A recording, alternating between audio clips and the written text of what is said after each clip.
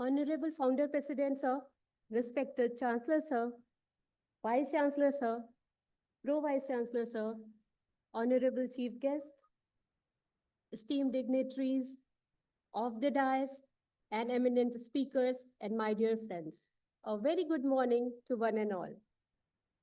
On behalf of Amity Institute of Biotechnology, Amity University, Haryana, I take pleasure to welcome you all in the inaugural session of this conference, Biotechnology, Education and Research, Inspiring the Scientists of Tomorrow. We are celebrating 15 glorious years of our institution that metamorphed into a center of learning, research innovation, and leadership. The convener of this meeting, Professor Rajendra Prasad, an eminent scientist and well-known figure in the field of fungal biology, currently Dean, Faculty of Science, Engineering and Technology, Dean Research, Director, Amity Institute of Biotechnology, and Director, Institute of Integrative Sciences and Health.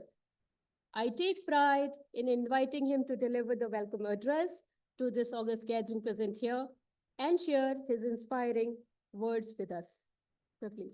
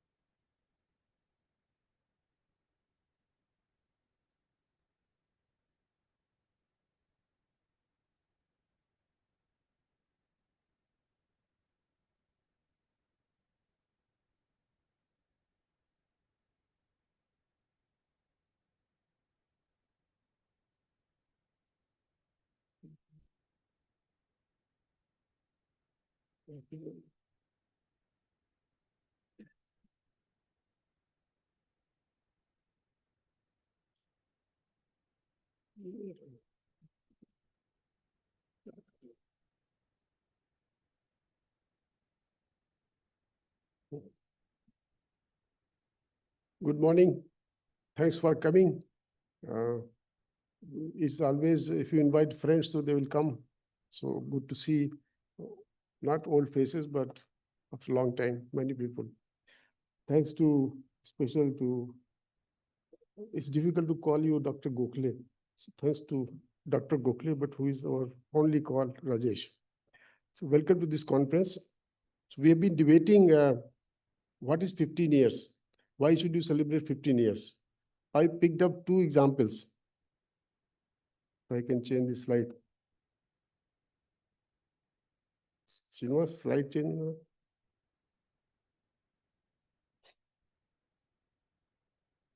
So there was a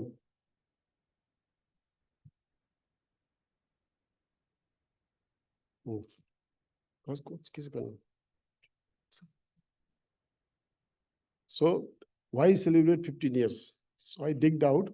There was a very old movie. Many of you are not born. 67.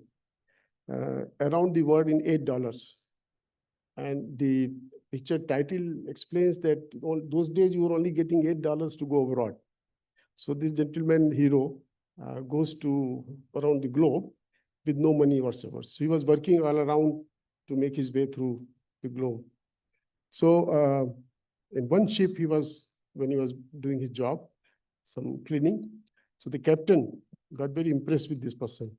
He said, you come for the birthday party tonight.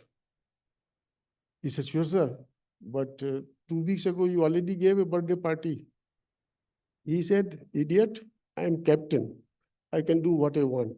Today is also my birthday. So that is one reason we can celebrate anytime. The second is, while 10, 25, 50 are the classical milestones, celebrating 15 years is often a way of saying, we are young, but we are done. We have done enough to deserve recognition and not waiting for another decade. So 2 reasons gives you good opportunity to celebrate. Why not? And the celebration begins without mentioning that our visionary leader, Dr. Ashok Chauhan, who is our founder president, he drives all of us, and a real visionary. The last email I got from him today was 1 o'clock in the night. he normally sleeps around 2:30 and I woke up around 4. So it works very well. He had a concept of, after spending almost 3 decades in Germany, he created a education group in India in 90s. And today it is a booming educational group in the country. In fact, if you see just some figures, we are more than 13 universities in the country. And the plan is that we should have campuses in all the states along that. And equal numbers campuses in many, many different countries, including UK, USA, etc. Mind-boggling, almost 2.5 lakhs students on roll today, and employing almost 10,000 faculty and scientists. So this is grown as a big education group. This campus was established. So while we are celebrating AIB 15 years, by default, we are also celebrating 15 years of this campus. And Dr. Madhukar is here, who started all this with a small, no building that time, in a business school. So in 2010, when we started, we were thinking what to do to become a biotechnology institute. So best is, of course, to have a developing cutting-edge research infrastructure, initiate innovative programs, and most important, resource mobilization. And here comes our chancellor, who is what should I say? He has an engineering degree, finance, strategic management from Wharton Business School, and a real visionary leader. He realized that what is required, and he put a lot of emphasis in creating a robust infrastructure. And now many of you will get chance probably. We have enough sufficient infrastructure for doing biomedical research in the campus and applied sciences. Not only that, we have also put modern teaching labs, teaching labs. And then we also have created separate facilities for our students, common facilities. Apart from that, we also spend money to create research labs, which are as good as anywhere else. The secret is that you buy your own equipment, what you see here. MIT gives you infrastructure. So that kind of model. We are running about 10 programs in biotechnology, including 3 PhD streams, and successfully running for last 15 years. Supported by very well educated group of faculty who have mostly come from abroad after a lot of postdoctoral training. And they are our strength. And importantly, that we are also well supported by DBT in terms of PG teaching, which is what you call Gate B exam, that is supported by DBT. And we also run a DBT builder program, again, to sustain teaching and research infrastructure. As a result, we also have some core grants, which are coming like FIST, for example. In the campus, we have 3 FIST at this point. But this FIST, especially for biotechnology, where we have created a lipidomic research facility and working for almost 7-8 years, very successfully. Well, this, I mean, in difficult times, we are able to manage grants from most of the funding agencies. The last was, is without money, but a recognition of Center of Excellence in ICMR, in antifungal research. We also put out quality publications, and some of them also make cover to the journal and books and so on and so forth. So reasonably good, but more to happen in coming another 15 years. Now, I want to also share my story, 2-3 slides, because I won't get anybody to listen to this. I moved from JNU after almost 40 years to this campus. And I made this lab from the beginning in this campus. And again, all the equipment which you see in the lab, they are purchased from the grants, not supported by MIT, but the lab is made by MIT. And many of you might know that we have been working on a drug transporter, CDR1, for a long time, almost 30 years. And we have done extensive work on this, to the extent that if you see a timeline of this CDR research, we are everywhere. And in fact, the last ice on the cake is our paper on the EM structure is in review in Nature Microbiology. So maybe we'll finish this story. And we celebrate, like I believe in celebration, we celebrated 20 years of CDR1, just celebrated 30 years of CDR1 right here. Recently, coming to committee, our focus shifted to Candida auris. Now we know the Candida. Because of the fact, not only it affects most of us, it doesn't go away, stick to our skins, but it is terribly resistant to most of the drugs. So that was the interest. We wanted to know why it is so resistant. And what we found was that if we put cells to directed evolution, and you are able to track the trajectory, how they become resistant. So that's what, in one case, one paper we published recently on fluconazole resistant, which is a very common drug.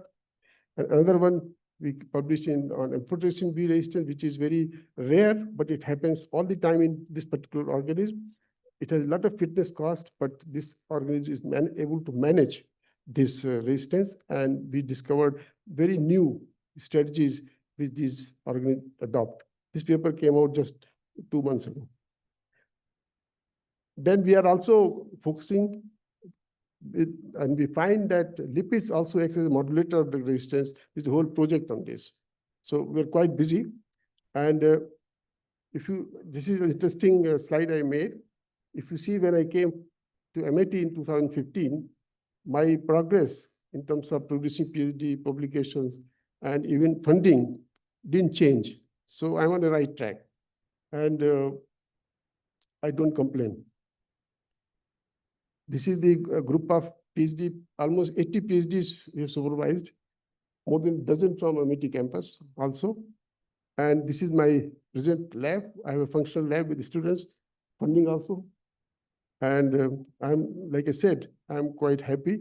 And I would really advise that many people who are looking for a career beyond 65 should also look for reputed, welcoming private institutions, and you can make a change, and you can continue to work, not feel like rejected personality from institute. So we have 3-day meetings, and interesting is that we have almost 30 speakers, and importantly that we have got 50 posters from our own PhD students. And that I would really like that you should spend some time, because they put a lot of efforts. And that's why we put poster session for both evenings. So please do that. The temptation is that we'll give you a good dinner after poster session. So welcome, have a nice stay, and we'll meet for these 2 days. Thank you very much.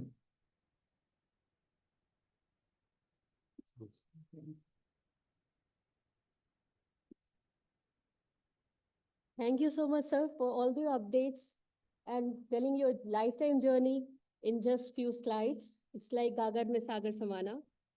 We have with us Professor Dr. Vikas Madhukar, the Pro Vice Chancellor of MIT University, Haryana, a vibrant academic leader who has played key roles since the beginning in strengthening AUH, becoming Institute of Excellence. With his vision, dedication, and passion of innovation, he has instrumental in driving academic growth, fostering industrial connect, and encouraging research and holistic development among the students. May I invite him to address the gathering with the guiding insights.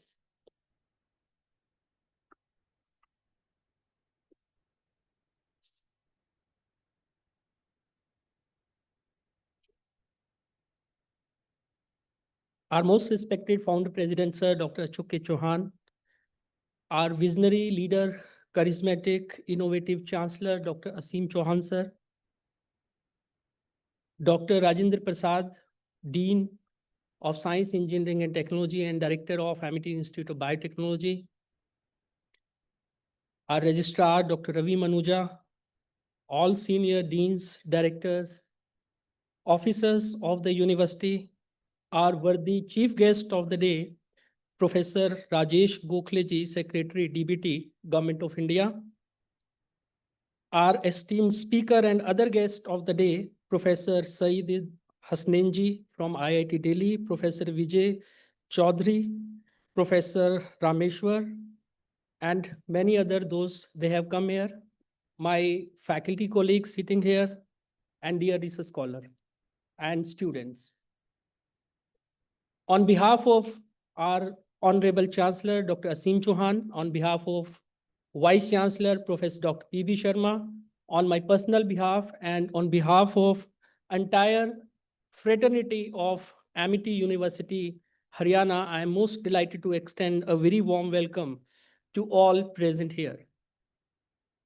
What a nostalgic moment today, while Dr. Rajendra Prasad was making a presentation on AIB, while in his presentation, he had highlighted that how the AIB was established. As he had mentioned that my association with this institution is very, very old. I joined Amity in 2002. Before this university, when there was a business school here, and this university came in 2010.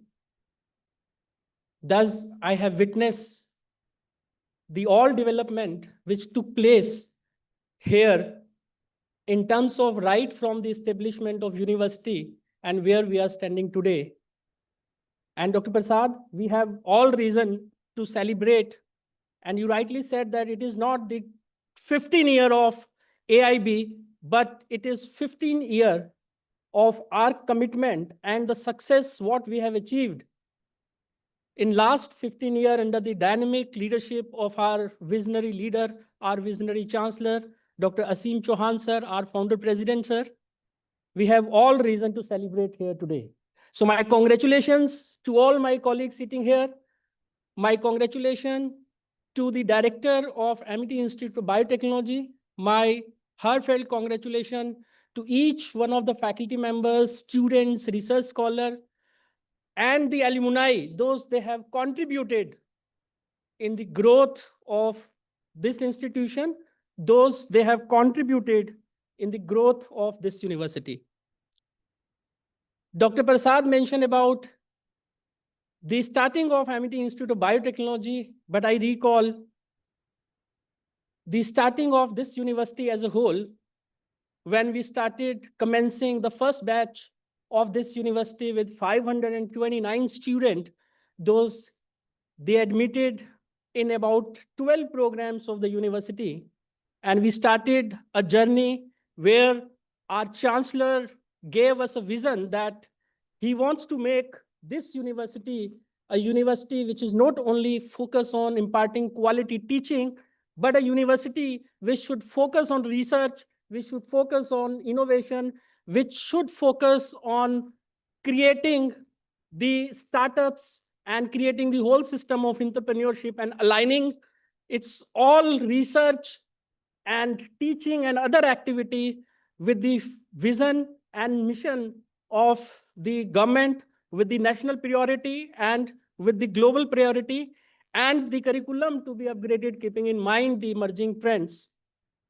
And thus, with the guidance and the energy what we have received from our Honorable Chancellor, the team here at AUH has started its journey from 2010. And today we proudly say that in last 15 years of establishment of this university, Amity University Haryana has significantly contributed not only in education, but also in research and also in the startup ecosystem.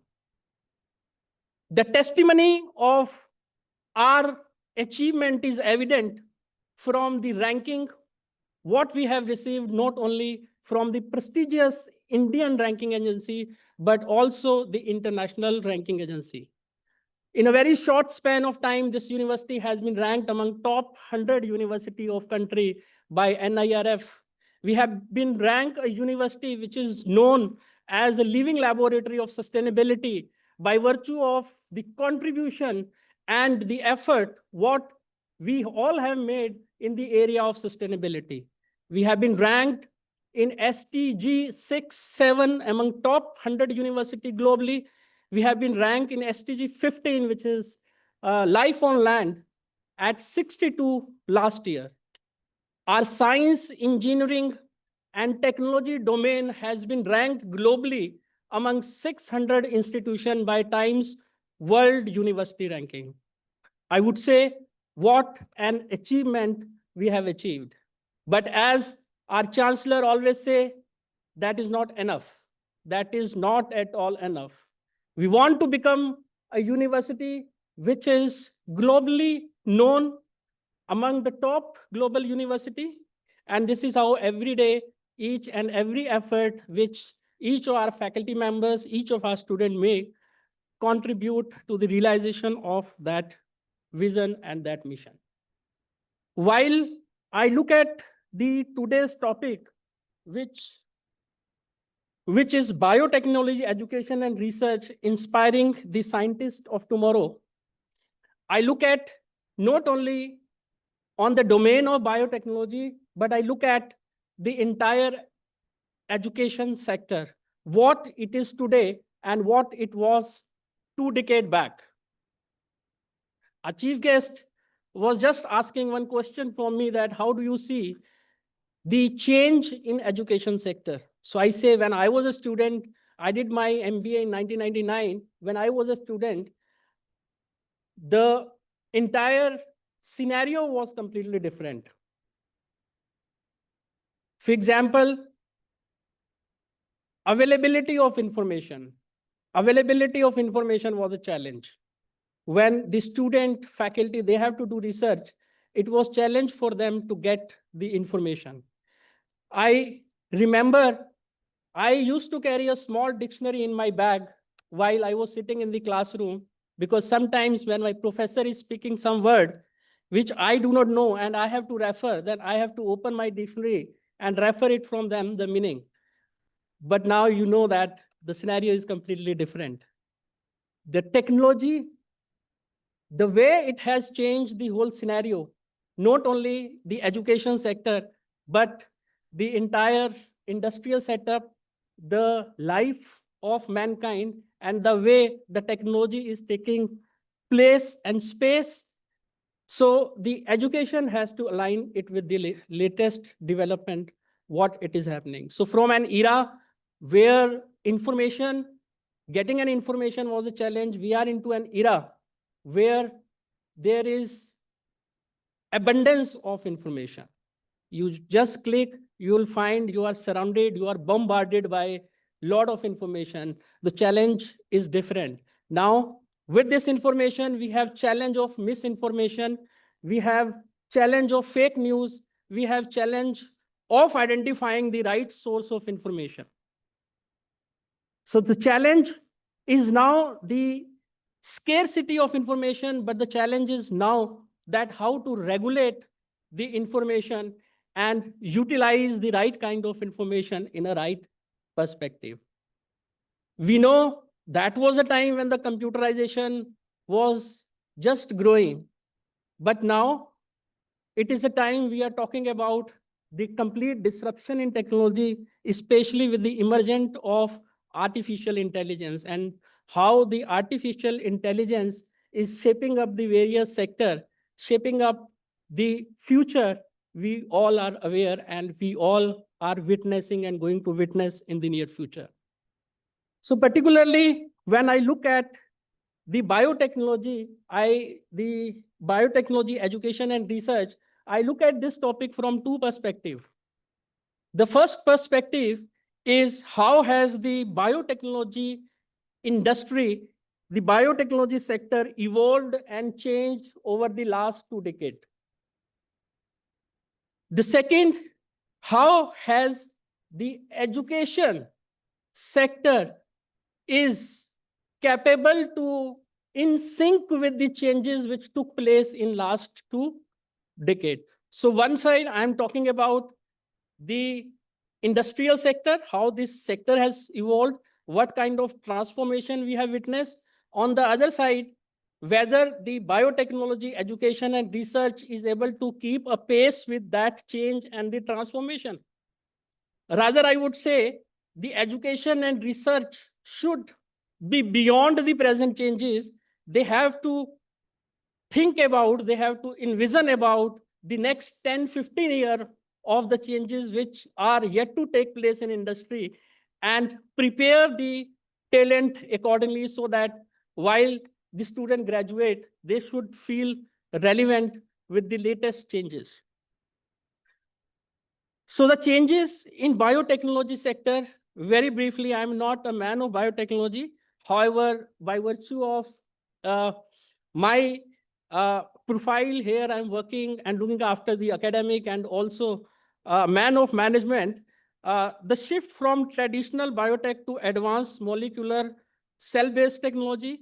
So last 2 decades, the biotechnology industry has evolved dramatically, driven by advances in science, technology, regulation, and market demand, with focus on advanced gene editing, cell therapies, genetic therapies, and the sustainable and environmental biotechnology innovation, such as creation of eco-friendly biodegradable plastic, use of microorganism for waste treatment and degradation, production of biofuel from algae and genetically engineered microbes to provide renewable energy sources, implementation of carbon capture technology using biological system to reduce greenhouse gas emissions, are truly making a big and positive impact on environment and climate change. So we have witnessed a transformation of entire biotech sector, which has evolved and grown from single focus medicines to multi-sector health, energy, environment, and agriculture, from R&D to AI-driven faster and cheaper innovation, from treating symptom to curing root cause through gene and cell therapy, from one size fit all drugs to personalized and precision medicine, from regional hubs to global biotech system. So these are some of the scenario which I believe has changed over the last 2 decades as far as industry is concerned. Now, if I look at the other part, which is the education sector, that how the biotechnology education has evolved, keeping in pace with the changes which took place in biotechnology industry in last 2 decades. There is shift from classical to advanced curriculum. So where the earlier focus was on basic molecular biology, microbiology, genetic engineering, fermentation technology, but now the curriculum include advanced topic like CRISPR and gene editing technology, synthetic biotechnology, synthetic biology, computational biology and bioinformatics, industrial biotechnology application, regenerative medicine, and cell gene therapy. Integration of genomics and big data. We all know that students are now taught genome sequencing technique, next generation sequencing method, and how to analyze large scale genomic databases. There is emphasis on sustainable and environmental biotechnology also, which mainly focuses on biodegradable material waste management using microbes, biofuel production, and carbon capture technique. There is a lot of focus in terms of aligning industry with the curriculum. So lots of hands-on industrial application are given to the student. Courses now teach student on various regulatory framework also. Ethics have become important in biotechnology, particularly related in the area of gene editing, and also the intellectual property right management of biotech innovation is another important area, and we truly look forward to have integration of all these subjects, and we've already done at Amity University for our biotech student. There is a shift from purely theoretical learning to research-based project and innovation-driven program. Dr. Prasad has highlighted the kind of infrastructure what we have set up at Amity University, Haryana, and it is not for the PhD and research program, but it is also for our UG PG program under our DBT initiative. There is also a lot of focus on interdisciplinary integration. It was not when I was a student. Hardly there were anyone who was talking about the interdisciplinary, but now the interdisciplinary has become a buzzword. And in our university, we have implemented a curriculum where a student is able to integrate his study of one discipline with the other discipline. So the biotechnology is not only restricted to biotechnology, but the biotechnology integration like with the computer science for bioinformatics, AI application, chemical engineering for bioprocesses technology, environmental science and sustainable solution, pharmaceutical science and drug development. And the most important aspect is industrial growth and startup ecosystem. So now we are not only talking about the education, but besides research, we are also talking about that how to translate that research into a startup and how to make it more relevant to the society and industry to take up the pressing issue and pressing problem of the society. So we have an incubation center here, and the first incubation center at Amity was established in year 2007, when incubation center was not much heard in a university. So in a nutshell, I feel delighted, I feel great, I feel so proud on our university, which has implemented all of such initiative, keeping pace with the relevance of education in the industry and integrating our education with the industry. I'm sure that the various deliberations which are going to take place in 2 days will shed light on all these issues, will shed light on biotechnological advancement and requirement of upgradation of curriculum and integrating best practices to align biotech education and research in line with emerging trends, contributing in the vision of Atmanirbhar Bharat, contributing in the vision of Viksit Bharat 2047, making India a leader in biotechnology research and education, where according to a research report, it estimates that with the current size of biotechnology sector, which is roughly 267 billion dollar, it has a potential to reach to $1 trillion by 2047. So once again, a very warm welcome to our worthy chief guest, Professor Rajesh Gokhale ji. My gratitude to our Honorable Founder President, our charismatic Chancellor, Dr. Asim sir, for their vision of amity and their leadership to all of us to translate this vision into reality. So I look forward for a great participation from all of you. Wish you all the best. Thank you. Jai Hind, Jai Amity.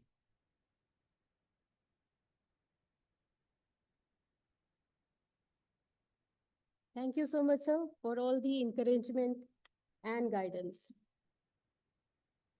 We are truly honored to have with us a dynamic leader, visionary policymaker, and driving force behind India's continuous progress in the science and technology, Dr. Rajesh S. Gokhale, the Secretary, Department of Biotechnology, Government of India.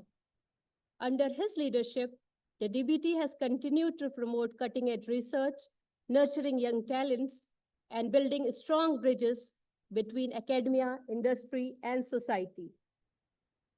May I request Pro Vice Chancellor Sir and our Director Sir to kindly come forward and felicitate Dr. Rajesh S. Gokhale with a token of... Can I just come in for 1 second?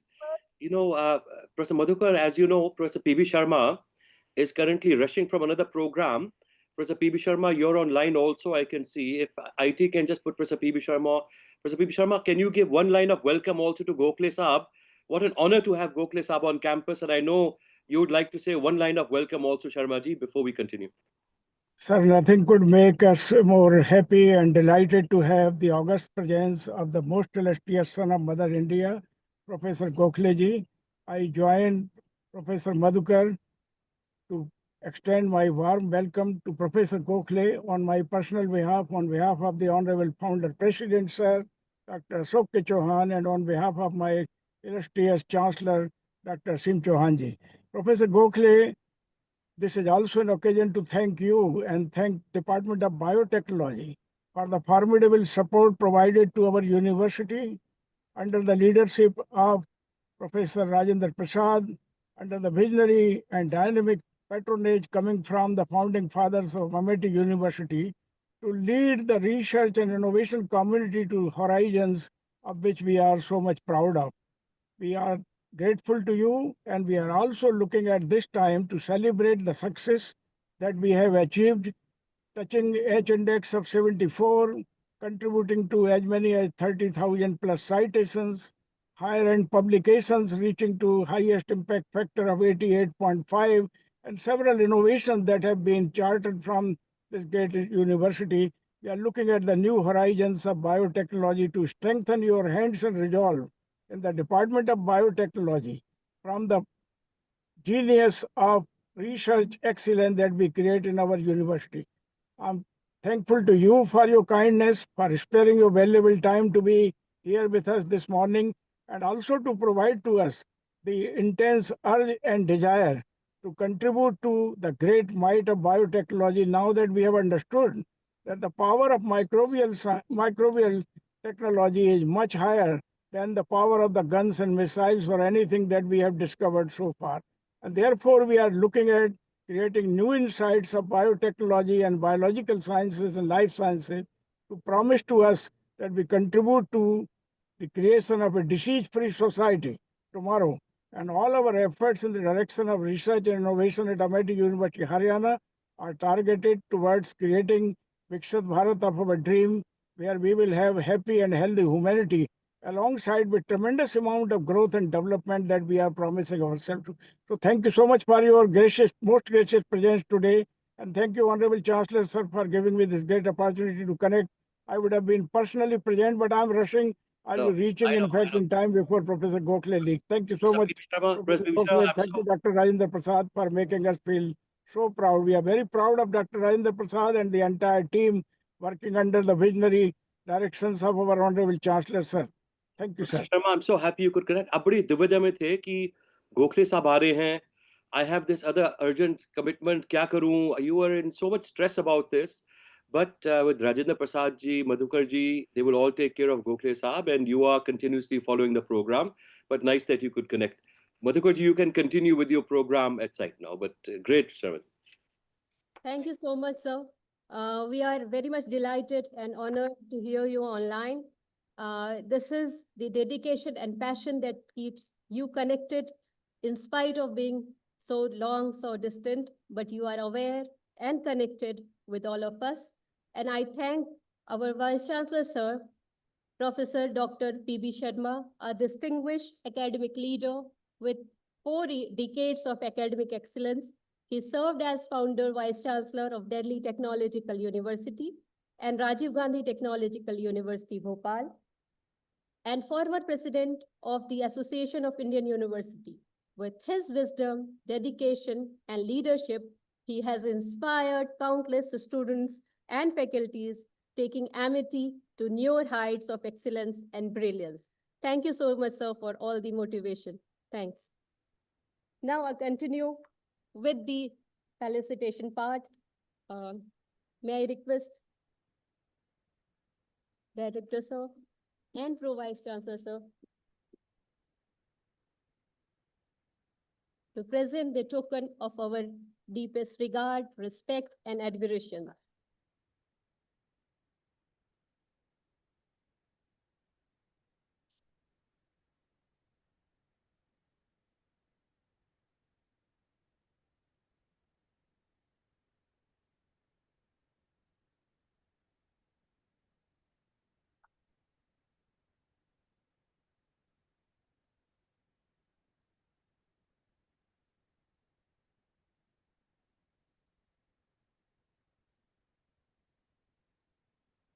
Our Chancellor, sir, has already here. We can see him online. We are indeed privileged to have with us a visionary leader, guiding force, a key pillar of Amity Education Group, and dynamic Chancellor of Amity University, Haryana. Thank you so much, sir, for connecting here with us online. Thank you so much, sir.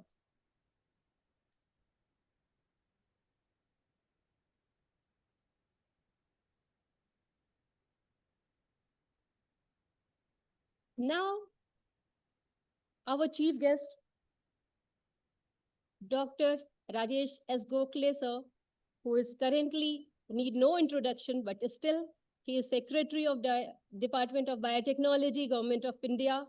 Dr. Gokhale, sir, is Masters in Biotechnology from Indian Institute of Technology in Bombay, Doctorate in Molecular Biophysics from Indian Institute of Sciences, Bangalore.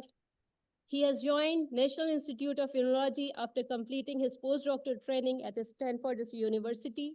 He was director of Institute of Genomics and Integrative Sciences, Biology, co-founder Vyom Biosciences Company, developing drugs for dermatology care. Dr. Gokhale is known for his studies on metabolic diversity of pathogens. He is credited with discovery of long chain fatty acids, AMP ligases, and his studies assisted in elucidation of biochemical crosstalk between fatty acid synthesis and polyketide synthesis in Mycobacterium tuberculosis. He holds US and Indian patents for his invention of the method to modulate pigmentation process in the melanocyte of skin. Dr. Gokhale is fellow of 3 prestigious national bodies, Indian Academy of Science, the Indian National Science Academy, the National Academy of Science of India.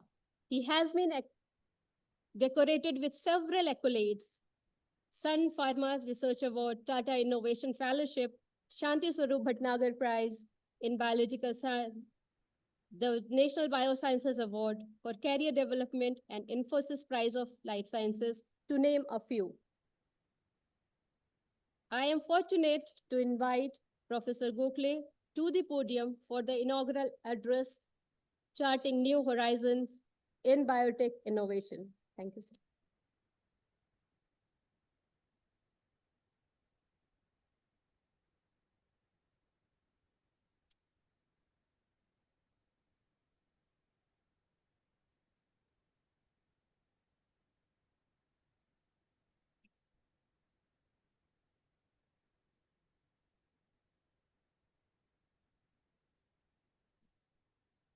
Thank you very much, and good morning to all of you.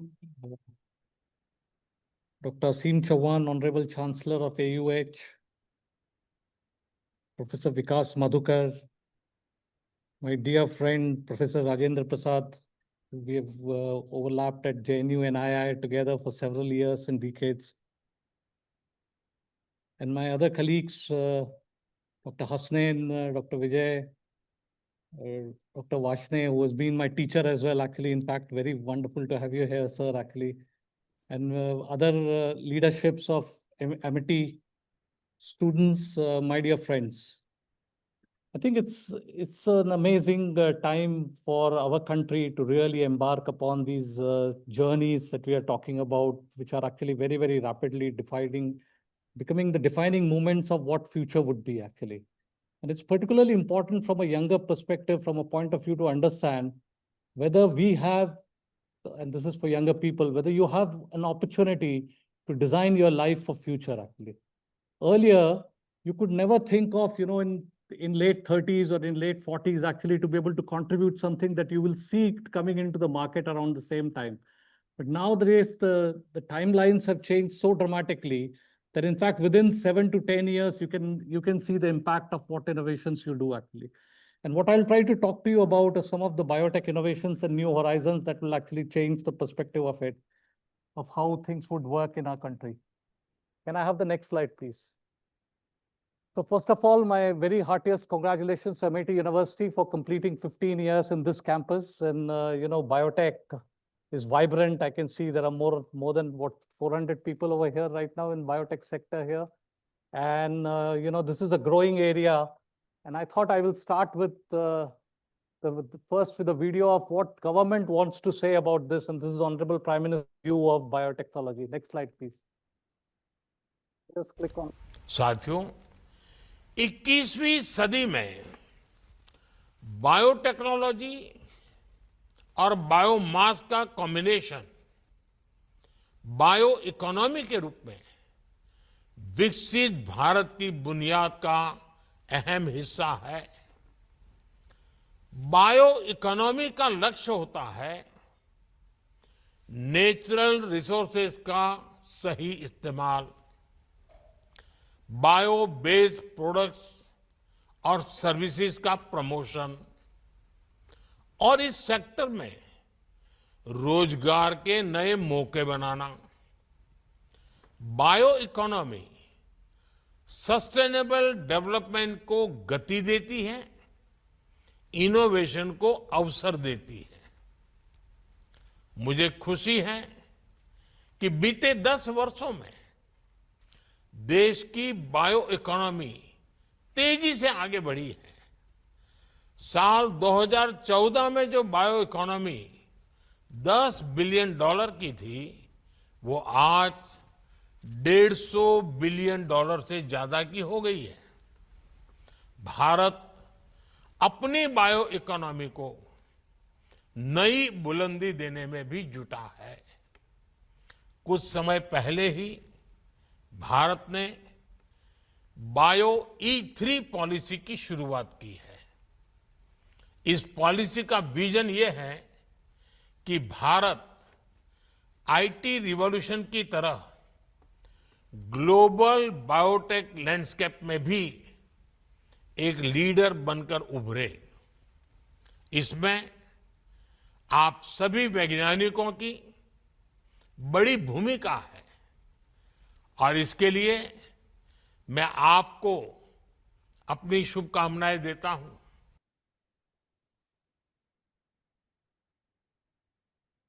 You can see what Honorable Prime Minister has to say about the future role of biotech ecosystem in the country.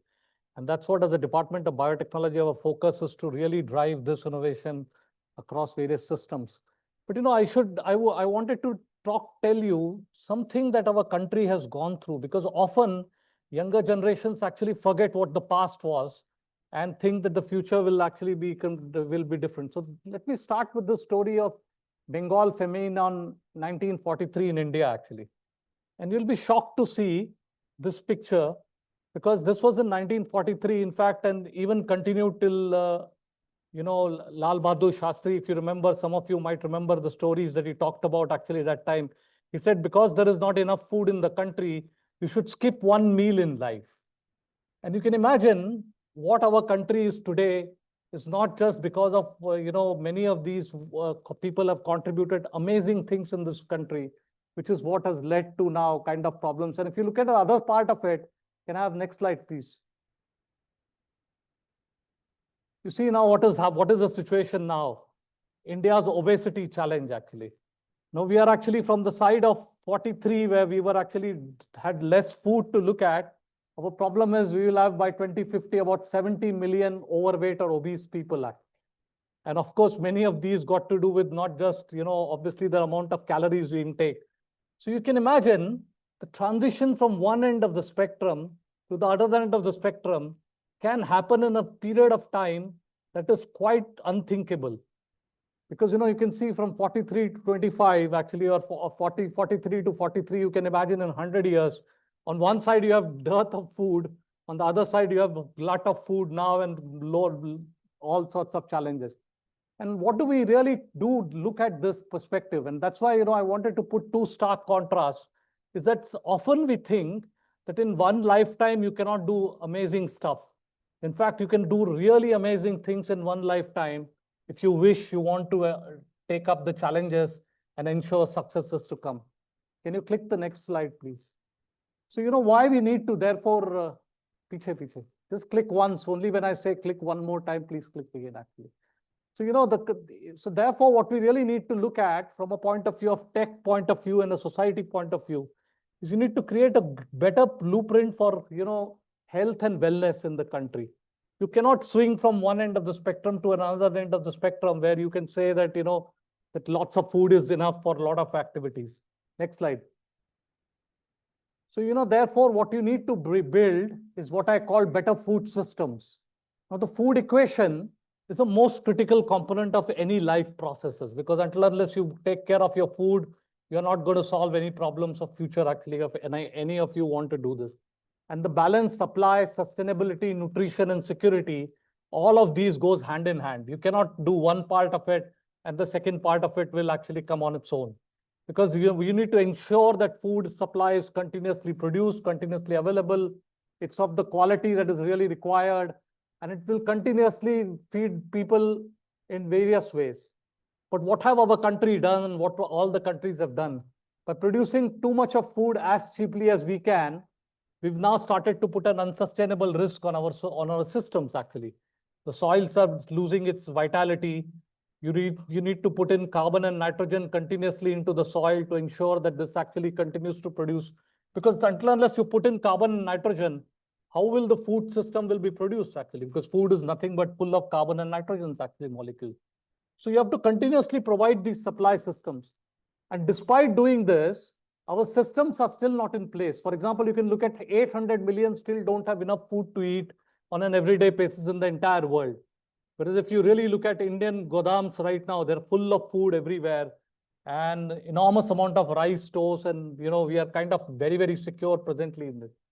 And 2.8 billion can't afford healthy food, actually. I mean, they have to survive on a food system that are really look at it. So this is where the technology of biotechnology has to play a role. We need to define principles of growth. We need to define the principles of healthy living. We need to define what we should grow, how we should grow, how we should embed this in life systems and cycles. And that's where it's like, and that's where, you have to start worrying about decision makers requires good data, good insights, and good tools, actually. And it's a combination of these three things will actually ensure a more sustainable and a secure solutions. We need to have practices and policies that are in place that are of the amazing kinds. Agro-industrial complexities are always going to be a little bit of a challenge because you can imagine that on one side, the farmer has to produce it. The industrial sector has to do the distribution part and has to do the activities. And finally, we should have what I call pressure test approaches, actually. And these approaches are very, very important to do. Because you always try and say, can I put some kind of stress in the system? Would that stress survive so that we can test out the systems, actually? And you can imagine, for example, the domes of Israel, which is now becoming very popular, and you have seen in a recent systems, actually, where you do not only have to, start making defense to create, various air color, but you also need to protect yourself, also environment, from doing these kind of activities. And therefore, inclusive economics outcomes are very, very important. So one first aspect in biotechnology is the food security, which is the prime importance. Next slide, please. Next is obviously our own health. Because until unless we are healthy population, healthy people with enough nutritious food, how will we be able to do Viksit Bharat? What will you make out of Viksit Bharat, actually? Now, what is the situation in health you look at, actually? But for example, take this 46-year-old male. He's having type 2 diabetes. He has NFLD and dyslipidemia, and he's on a pharmacotherapy. But despite being on pharmacotherapy, you cannot predict whether the person is going to get early sarcopenia markers, so that the age may be 46, but your heart may be already 70, and your kidneys may already be 65-year-old age, actually. We have no way of telling these things. What we only do is we manage these kind of resources. We can only say the muscle weakness is there, but your muscles are weak doesn't mean at 46 you need to be weak, actually. You can have, in fact, a very good quality of muscles, but you have treatments for this. You can't predict whether this will progress to metabolic or cardiac conditions. You just cannot predict whether these will now give you a metabolic condition or a cardiac condition. So you only actually have to, what you can do in biology, despite all the progress, is you can do measurements of things. So for example, you can use DEXA to measure your visceral fat, and you can say, this is the visceral fat that you have and your muscle systems are like this. Or you can see the cortisol rhythms that are there present in human beings, actually, because these cortisol, continuous level of flattened cortisol, which means you have a sustained inflammation in your body. And this sustained inflammation needs to be protected, actually, because you want cortisol levels to go in an oscillating way, because then only your body, your brain, and your other kind of systems will survive systems. So many of these things are therefore requires what we do today is do diagnostic tests, identify symptoms, and give drugs for each condition. But I can bet you in about 5 to 7 years, it is not going to survive like this. The whole dynamic changes as I'm talking about food security and food economics. Similarly, the health systems will undergo transitions actually, and it will shift focus from symptoms to the systems actually. And therefore, the entire healthcare system will be dependent on the biological readouts and not only on the health and the clinical perspective actually. It will start looking at not symptoms, but system basis perspective. And how will that work? Next slide. So, you will have now a capability to collect omics data, generate AI twin models, and, have all sorts of data we have already started to collect, as of your watches that I'm wearing is already collecting my heartbeats, it's already collecting, how long I'm walking, what kind of systemic levels you can adapt and look at. Now, this data, next slide, can be now converted into path level dynamics actually. How does one system interacts with another one? So you will develop knowledge graphs. You can then have pathway simulation and then starting to do the response predictions of every pathway that you look at actually. And eventually, I can almost bet in 5 years, you will have, next slide, you will have your systems present on a personalized healthcare that will be available on your cell phones actually. So it will tell you what is your cardiovascular status. It will tell you what is your metabolic status. It will tell you what is your neuromuscular status. And these ones can in fact be used to assess your body's performances everyday basis. And that data will feed back into the system. And therefore, the digital twin models of humans will start to become a reality. And obviously, this is powered by AI systems and amazing cloud-based data acquisition mechanism that I've been starting to look at. So the entire ecosystem will converge into two key sectors, which is the healthcare sector and the agriculture sector, because that's where the life processes are embedded. And that's why I said that the biotechnology is going to be, as Honorable Prime Minister said, future for our country and is the center player that will coordinate across systems. But just for this, because many of us are scientists, we need to know what is the digital twin will be actually. For example, if you now look at a person, you can look at this person and you can say his HPA axis is disrupted because of ineffectuality. What is HPA axis? Hypothalamus pituitary adrenal gland axis. That means the body connects the brain to the entire ecosystem of your systems actually. And this connections, because of this, you have high kinurins in your body, which is leading to chronic stress physiology. And these are the kind of predictions that your digital twin models will be able to tell you only when you can model the entire human spectrum. Then you can talk about the oxidative burden stress, and you'll say glutathione recycling is impaired. That's why you need to have an oxidant which will actually bring it back. Your muscle breakdown systems are having a ketone overflow and early sarcopenia risk. So you therefore need to ensure that this actually doesn't happen. And then you can go even deeper and say, because mitochondrial dysfunction has started to happen, the TCA cycle is disrupted, and therefore you need to actually get the intermediates to set up. And finally, the gut and immune collapse systems actually. So you can imagine that all of these happens when you have an NFLD and type 2 diabetes. However, none of these are treated. None of these symptoms are treated at all actually. We don't even care about it. We only try to ensure that the glucose levels actually are sustained, our muscle systems work, and how long this system of medicine will work. It won't work. So your prescriptions will be, more likely be targeted strategy and tailored action. For example, you will start taking need for polyphenols and bile modulators to look at dyslipidemia, NAC and zinc to restore redox tone and mucosal immunity, L-theanine and pranayam to downshift your HPA axis, muscle loss reversed by high leucine diet and increase valine content so that home-based resistance exercises will be told to you. So this is what is called holistic medicine is going to be about. Now, many of you really have to play a very, very important role if this has to happen in our country. If this needs to be ensured that this happens by our country's people for our own entire ecosystem. Otherwise, we will import technologies from abroad and embed them into it. But let me give you a little bit of a message right now. What is that? That's a washing machine. What does it wash? Clothes. Can you imagine? An electric motor spins the cylinder as water is pumped through the machine. Soap is added here, and the agitation removes any soiling. What does that wash? That's a refrigerator. The top compartment keeps food frozen, and the bottom compartment maintains a temperature of 38 degrees. And you sell these? We rent them.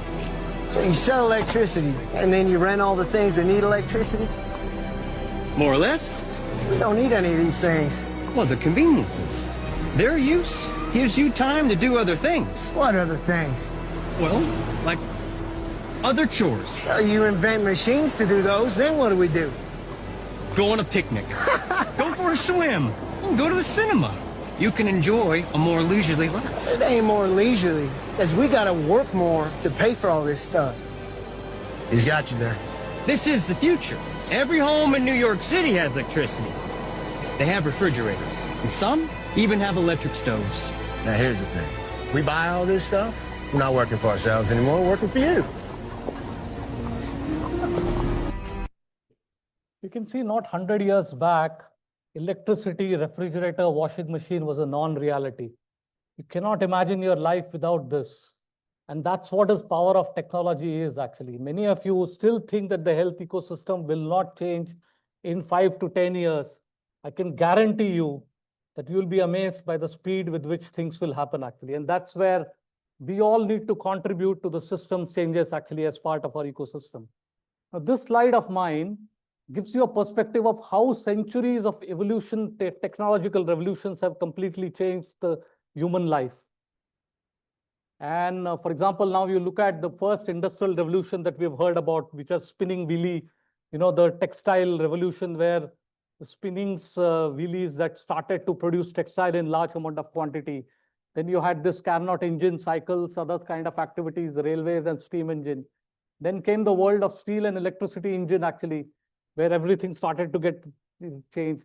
And then the world was on oil and automation and mass production.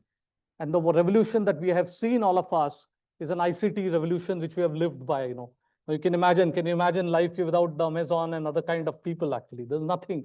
I mean, you don't even go to, in my own childhood, I remember if I have to travel, I have to go and wait in the railway station to buy a ticket now. You don't even have to do any of these. So how things change dramatically is quite amazing. And the only point that I want to convince you that the biotechnology, industrialization of biotechnology will in fact become exactly the same way, the way IT industry actually has moved in the last 20 years. It will completely overtake the ecosystem. You can see the countries that have adopted to these have a very high GDP in the colors that are shown there. And the countries that are very low and are periphery are actually at the lower part. And India somewhere is actually at the lower middle part of it actually, because we are still a middle income country from the point of view. So therefore, the next 25 years is an opportunity for us to really become the developed nation if we need to embark upon the biotech ecosystem actually. And that's where the biotech revolution is coming. Many of you actually, I think I would love if you can really participate in this and ensure that this happens actually. Can I have next slide, please? So, you keep clicking actually. And so, first the world got mechanized, then got electrified, then got digitalized, and now it will go biologize the entire ecosystem actually. Next slide. Next slide. Yeah. So you can see how transitions will occur. And many of you who don't believe this, I thought I will convey it through my favorite poem that I like to, talk about it actually. Because, this is about how mentality of human is very stereotyped actually. You always get fixed with this stereotype therapy actually. And therefore, this is a poem about that my lab wrote some time back. It's called Bhais ki Vatha, Bhais ki Jaban se. And I will read it for you actually. बच्चा जब थोड़ा बड़ा होता है तो दूध मेरा पीता है वो भी बोनमीटा डाल कर और निबंध लिखने के लिए गाय हाथी या कुत्ते क्यों. Can you imagine we have never written on bhais actually, right? None of us have ever written an essay on bhais. For whatever reason, bhais is considered an outlier. अगर बच्चा नहीं लिख पाता है तो बोलते हैं काला अक्षर भैंस बराबर तो क्या दूसरे जानवर पोस्ट ग्रेजुएट है. And why poor भैंस actually? यदि कोई गलती करे तो कहते हैं गई भैंस पानी में, बाकी के जानवर का कोका कोला में जाते हैं. और कोई ना सुने तो कहते हैं भैंस के आगे बीन बचाना, बाकी के आगे क्या लता मंगेशकर का गाना बजाते हैं, क्या बिगाड़ा है मैंने. You can imagine this stereotype life is always very easy and convenient for human beings actually to look at. And that's where the transitions has to start first in your own self. Once you transition in your own self, then you can do remarkable things that are quite appear to be unachievable, but they will be most amazing for entire world. And they will happen despite you want to be part of it or not. But I want many of you to participate and ensure that that happens. Next slide, please. So, what Department of Biotechnology has been doing, and, as many of you and Dr. Rajendra Prasad listed it out, and so does Madhukarji talked about it actually. It's a small department, really started in 1986, and not a very old department from that point of view, if you look at. And the capacity building was the key factor that it spent time on, developing, MSc biotechnology programs, various other activities, area activities. And then you started getting into cutting edge research, setting up institutions. NII was the first institution of DBT. In fact, it's set up before the Department of Biotechnology, and then a Department of Biotechnology came after that, actually. And then several institutions all across the country set up. Then there was an innovation ecosystem set up, entrepreneurship. There are BIRAC was set up in 2014.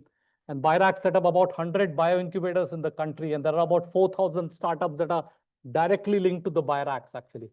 So you can see that's why the ecosystem and the bioeconomy in the country has been going leaps and bounds. And now we are focusing on bioeconomy of the country, actually, because we think that we have put together we put together we put together every aspect of science, technology, academics, and innovation ecosystem that we can convert our bioeconomy. It could be the 10% of the trillion-dollar economy that we really want to make by 2047.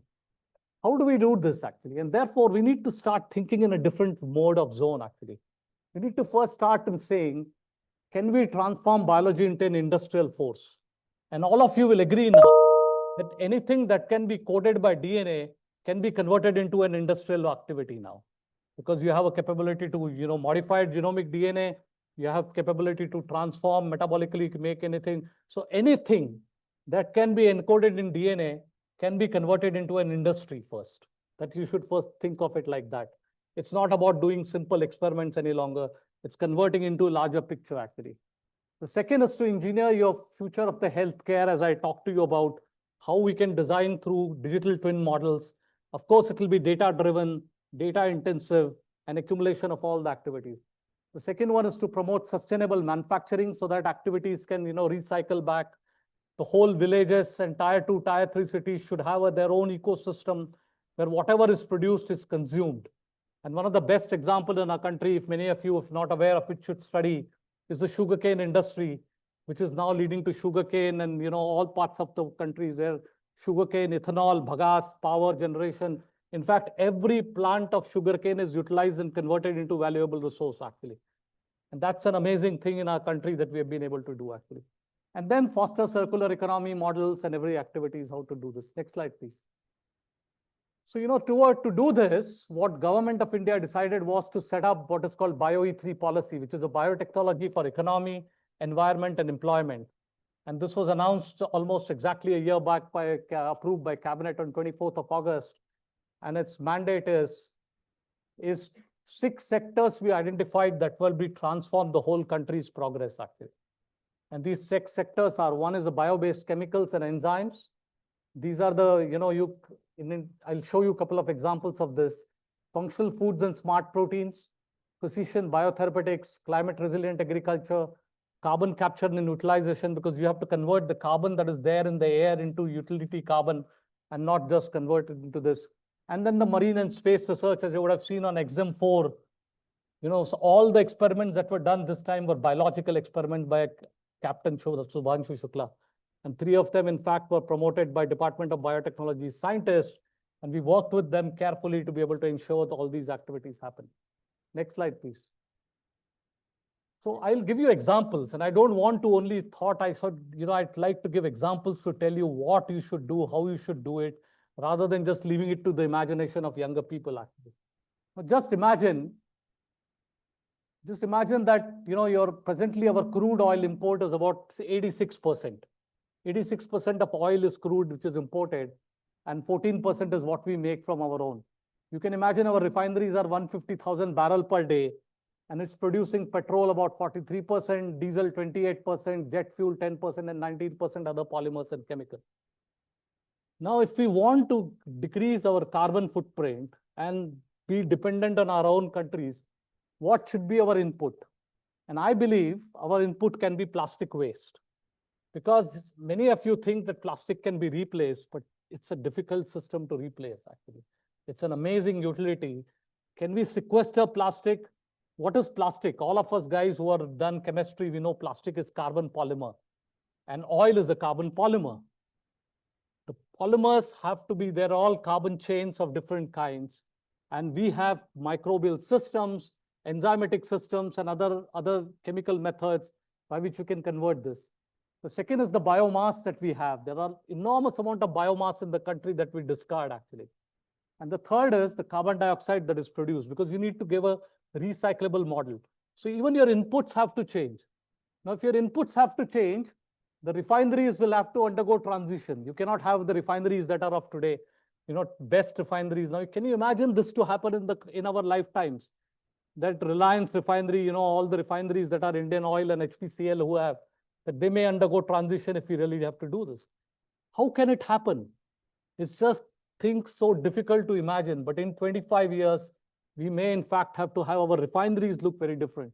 And the output, as you can see, I have not put petrol at all in the output at all, actually. It's only diesel and jet fuel, because all the petrol local vehicles will all be EVs, and green hydrogen and all these kind of activities will be taken care of. It's only larger vehicles would require diesel, and jet fuel will become a very reality, because you will be hopping from one place to another place in your own jets more often than not, actually. And polymer and chemical industry will continue to grow because of number of people continue to grow, the polymer and chemical sector. So you can imagine the transition. And this is actually taken from a reference from nature where people are talking about it. So it's not that, my own theory as well, actually. It's a concept which now will become reality. The challenge is which country can undergo transition. Just an example, you saw electricity, right? New York people are making laugh. What will I do if I have to wash, don't have to wash my clothes? And they said, go for a swim. Now, can you imagine this? Telling you that you should go for a swim or go to the mall for spending time, because people don't know of that. So how life changes when industrial revolutions occur is quite unimaginative. Next slide. I'll show you the next. So this is a paradoxical carbon cycle. India imports about 350 million tons of carbon in forms of fossil fuel. 2.6 gigaton is released in carbon dioxide as an air. So we are our own polluter, actually. And then 450 million tons of carbonaceous resources is wasted. We just burn it, discard it, idhar-udhar phek dete hain, ikhatta kar dete hain. All carbon and nitrogen can be converted into wonderful technologies, actually. Now, they have to be scaled, and that's where the biotech is focusing on. Can I have next slide? So this is our chemical life. And I wanted to give you this other perspective, actually, because India has a very good chemical industry. It exports about 8% of export is a chemical molecules. 70,000 molecules are produced by our chemical industry now. Now you can see the chemical industry I've listed here: agro, poultry, dyes and pigments, food and feed additives, pharma, construction, water treatment chemical, home care, polymers, bioplastic, perfumery, flavors, fertilizer. You talk about it, every life is embedded with the chemical industry sector. Now, can we transit this? Can we modify this? All of the intermediates for these come from the alcohols and the petrochemical industry. So if I'm saying that the petrochemical industry will undergo transition, how will you produce these actually? Because you have to produce this activity. Next slide. Next two slides. So obviously this is a petrochemical industry, and what we can use now is in fact agri-crop, agri-case, landfill, industry pollutants can be transited to produce this or directly to this. And that's where the amazing technological revolution will happen. And as you said, the microbes by themselves are going to be, future of the life, as I think somebody mentioned in their speech as well, actually, very recently. And that is where the whole transition will occur, actually. And you can imagine The specialty chemical industry is $60 billion. Transiting from what is a profit-making companies to a sustainable models are very, very difficult task. And that's where our country really needs to come up with right policies, right infrastructure, right transition, so that we don't face the challenges that we are looking at. And the BioE3 policy is exactly to do that, actually. Next slide. And I'll show you this last example again to just give you a perception that everything that you think will change, everything that you think in your life will undergo transition in the next 25 years. Now, this is an example of milk, dairy, meat, and eggs, actually. Now, what does India produce milk today? India produces 25% of the total world's milk, 25% of the total world's milk. We are the largest producer. This milk production is about 230.6 million tons of milk produced. Of a number of people, you can imagine 1376 million right now. And therefore, if you divide this number, it comes to 459 gram per day. So अगर हर आदमी को दूध के product मिलना चाहिए, अगर ऐसा लगता है आपको, तो इतना ही आपको मिलेगा. Now, what does it take to produce all this? Next slide. If you look at the livestock count in our country, it is 303 million bovines that have to be fed, that have to be, done all sorts of things with it, actually. 74 million sheep, 148 million goats, 9 million pigs, and 851 million poultry is available, actually. Now, if I want to increase the milk production, I will have to get more livestock. Now, who will take care of livestock?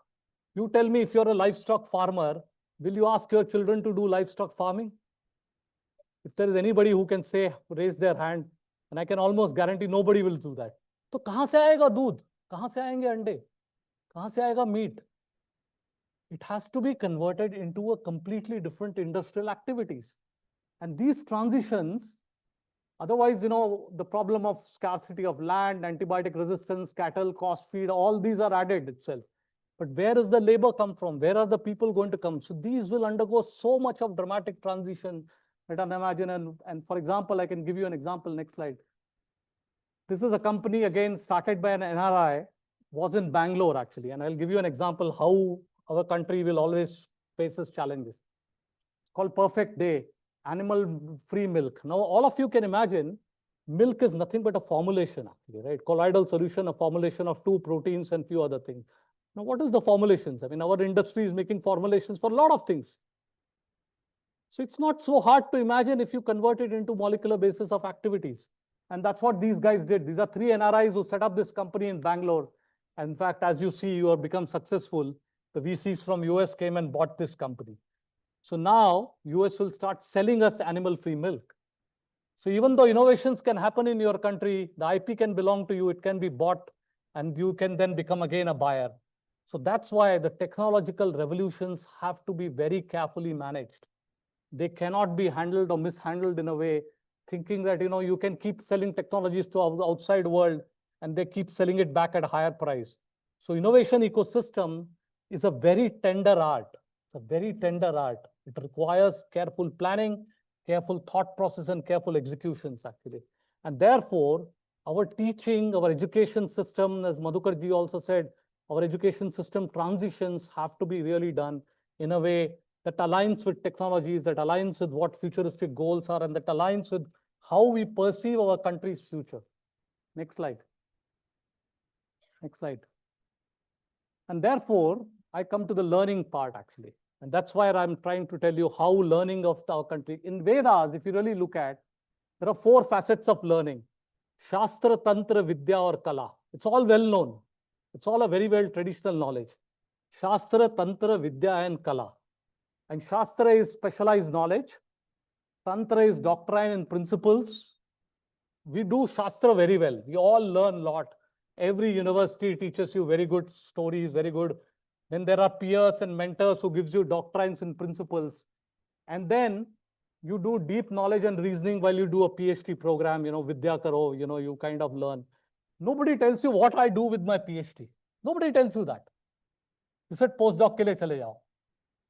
Now that is not Kala, right? The Kala requires you to have a skill and effective performance, actually. And the teaching and the education system should tell you the Kala of what Kala you are able to do it. and not just tell you to you go keep doing one more degrees after another degrees actually. And therefore, the entire education system will undergo amazing transitions. In fact, I was thinking if I have to set up an education system now, I will set up one class and large number of design studios where what you will do is only break and make things actually. And most of your time will be design studios, make and break activities, and will actually only carry out these kind of stuff everywhere because it's the skill that's going to keep you in the best loop of your future of life actually.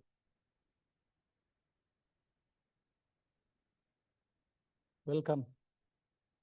So, so the next slide. So, therefore, I kind of, because Department of Biotechnology is an higher education ecosystem, I think of it's the PhD transition that is going to be the most critical and important part. And therefore, my focus on PhDs right now is how PhDs can convert from Vidya to Kala. Can we get our PhD students to have Vidya to Kala transition and thereby retain quality human resource in India actually? And therefore, we have kind of come up with a program that I think is very futuristic. And in fact, it's paying a lot of dividend. Next slide, please. So this, what do you do actually? Creating in a PhD program, one first has to think about, I am creating people for next 40 years.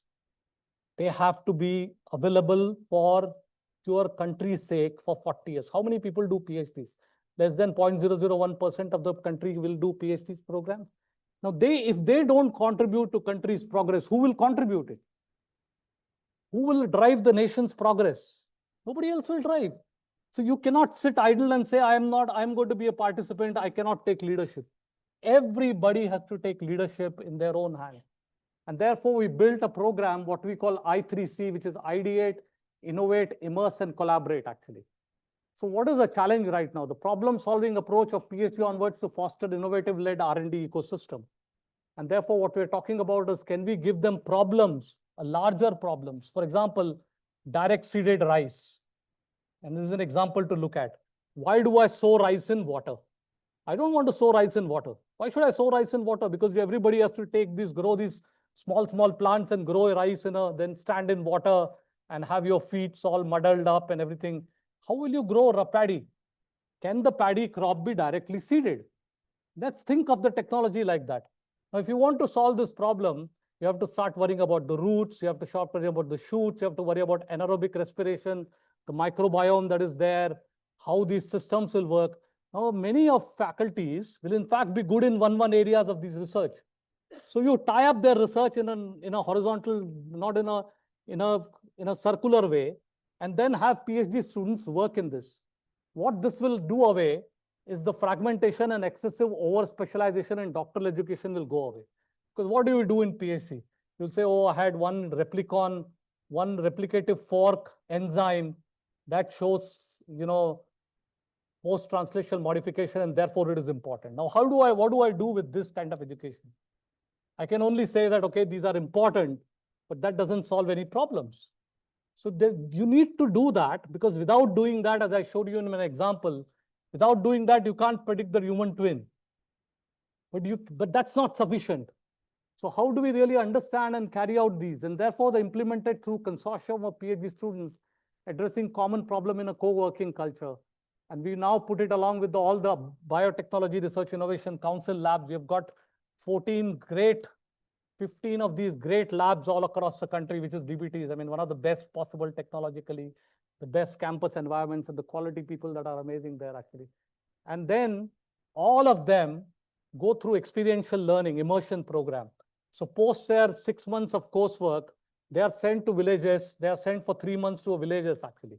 You go out in a village and you immerse yourself. You learn about things in life. You learn about facets of life. Don't do any structural work. People are very disoriented. Then there are people sent out to, Andhra Pradesh. They cannot learn the Telugu they are speaking there.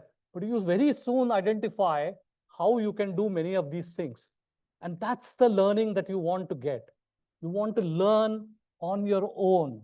You want to have experiences that will provide you a way and energy to channelize your resources such that you can become the very important player in the part of life of success story of this country's progress. And institutions like MIT, therefore, are the key builders of our country's society. Key builders. And that's the transition that we are all looking forward to. And I think this is where amazing journey we have. Can I have next slide, please? So, this is the next slide. I think I've already talked about the immersion program. Next slide. So how can you contribute? And therefore, Department of Biotechnology thought that we should set up a scheme where everybody can participate. All the scientists, young at heart, everybody can put in together and empowering youth to solve critical issues of their times. In fact, we have launched this, the soft launch Honorable Minister has done, and I will show you what we can do to that actually. Next slide. So what we are saying is design BioE3 challenge actually. And this is an open challenge for all the nations. Every nation can participate, every student can participate, all of you can participate actually. And this design is meant for define real needs, evidence first, sustainability by design, integration, go to market and net positive impact.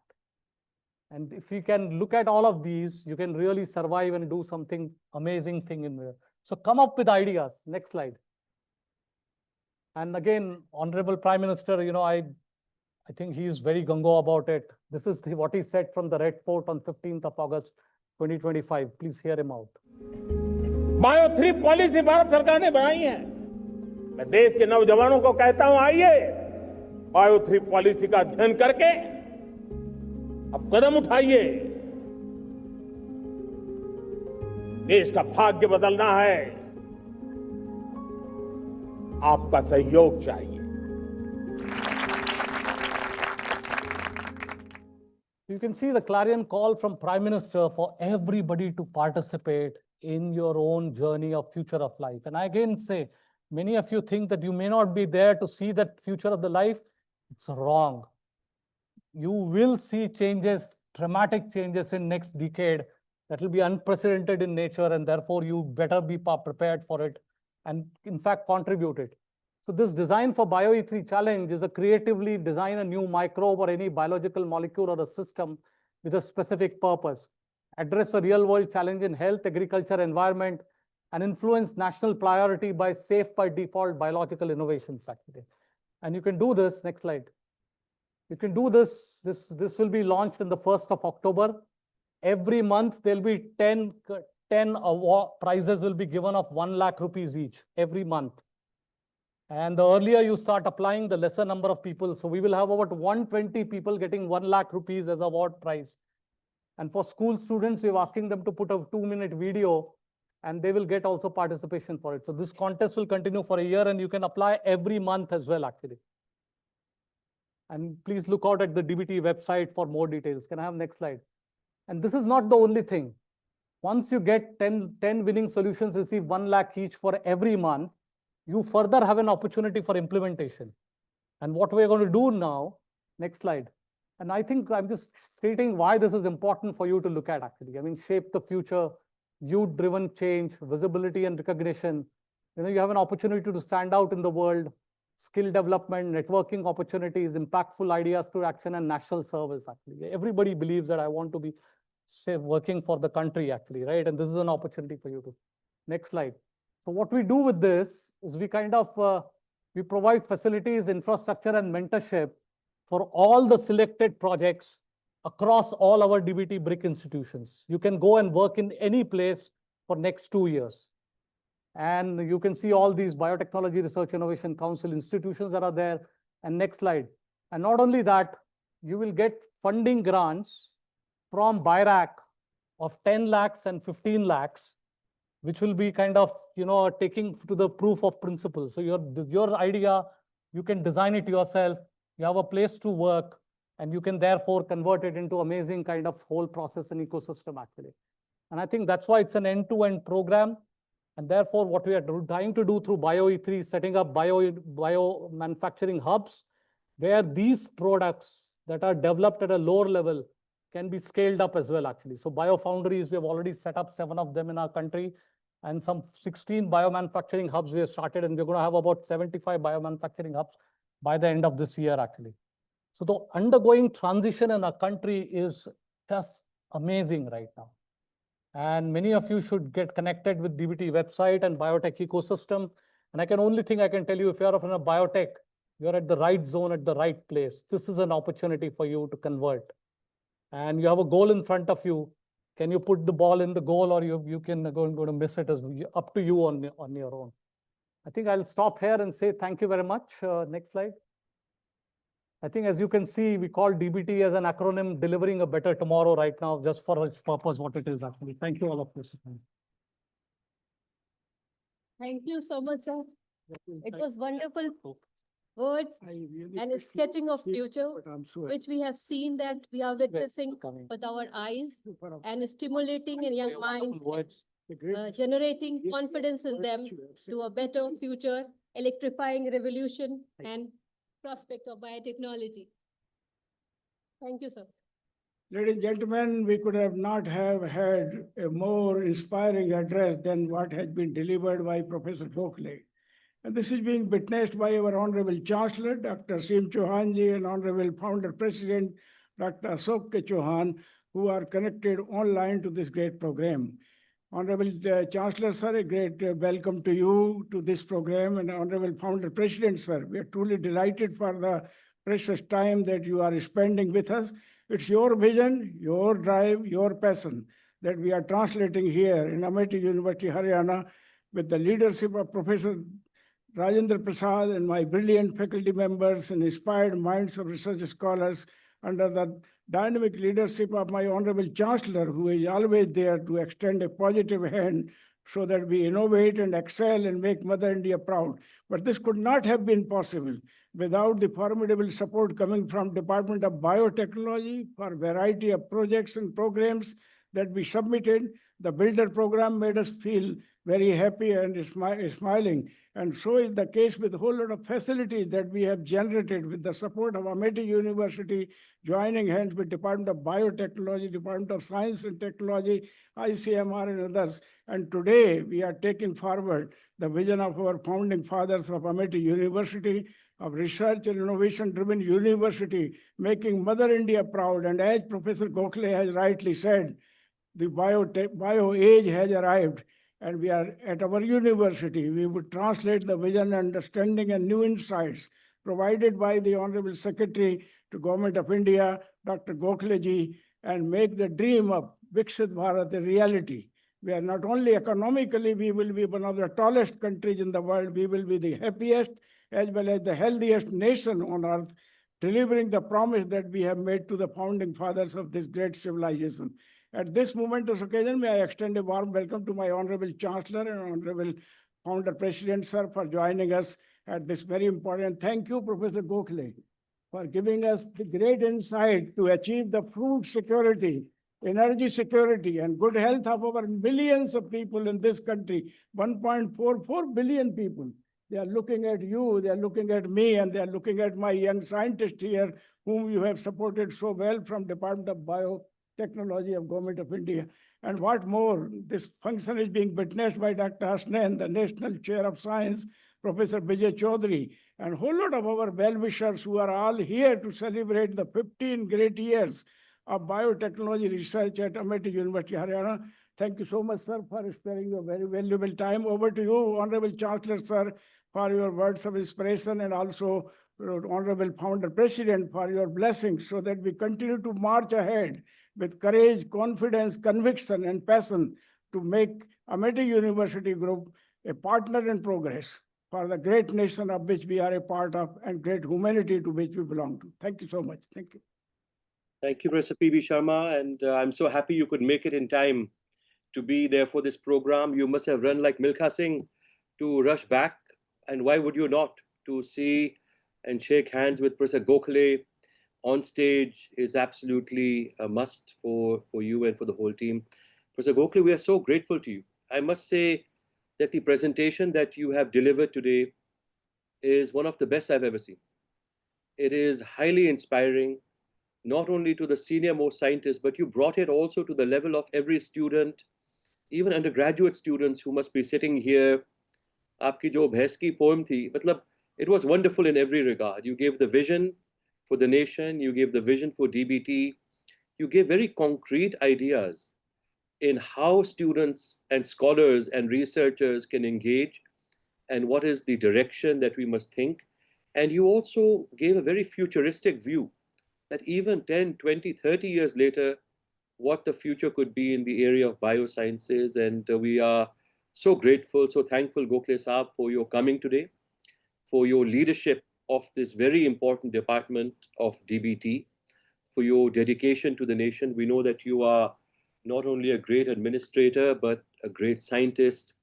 You have been credited for the discovery of the long chain um, uh, fatty acyl AMP ligases family.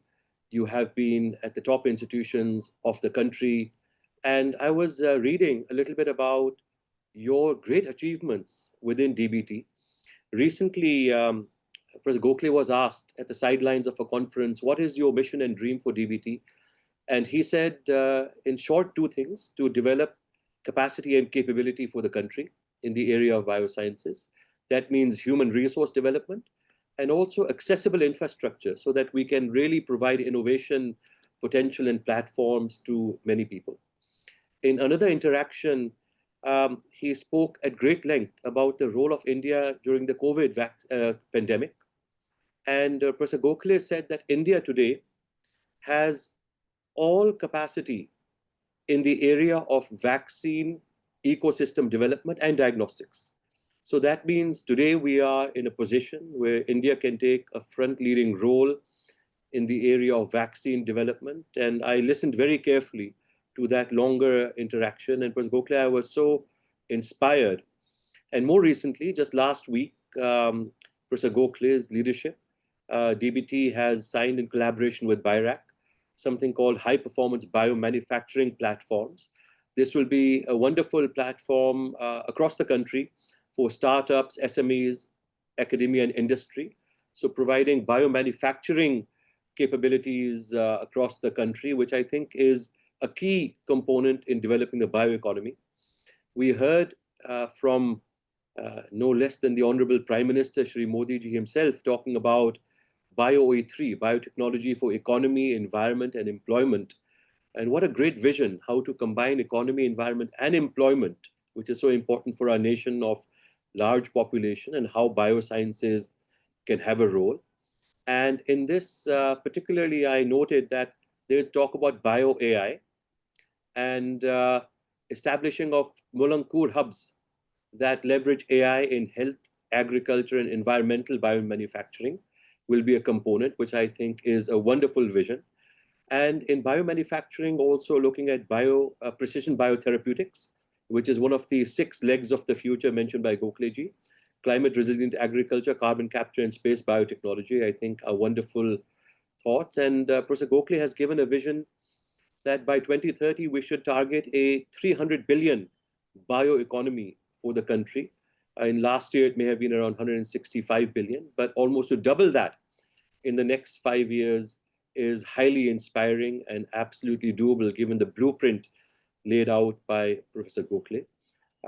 Under his leadership, DBT has spoken about Genome India, sequencing of 10,000 genomes of the diverse population, which I think is again building on the diversity of the population that we have in our country.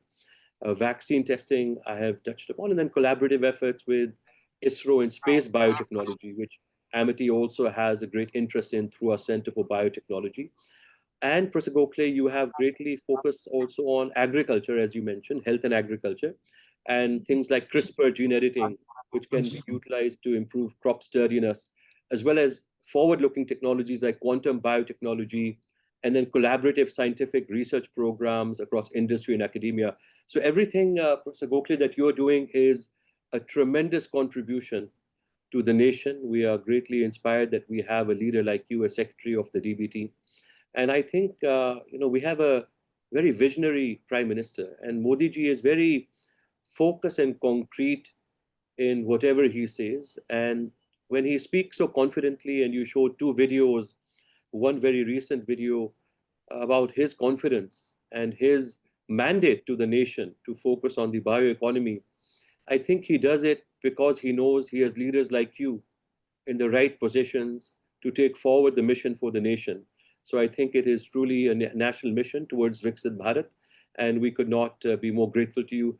My dear students and researchers, can we give big clap for Gokhale Saab for his contribution to national development and for the wonderful presentation. I will see this presentation at least 2 or 3 more times because it'll take me once or twice more. I will watch it with a few more people.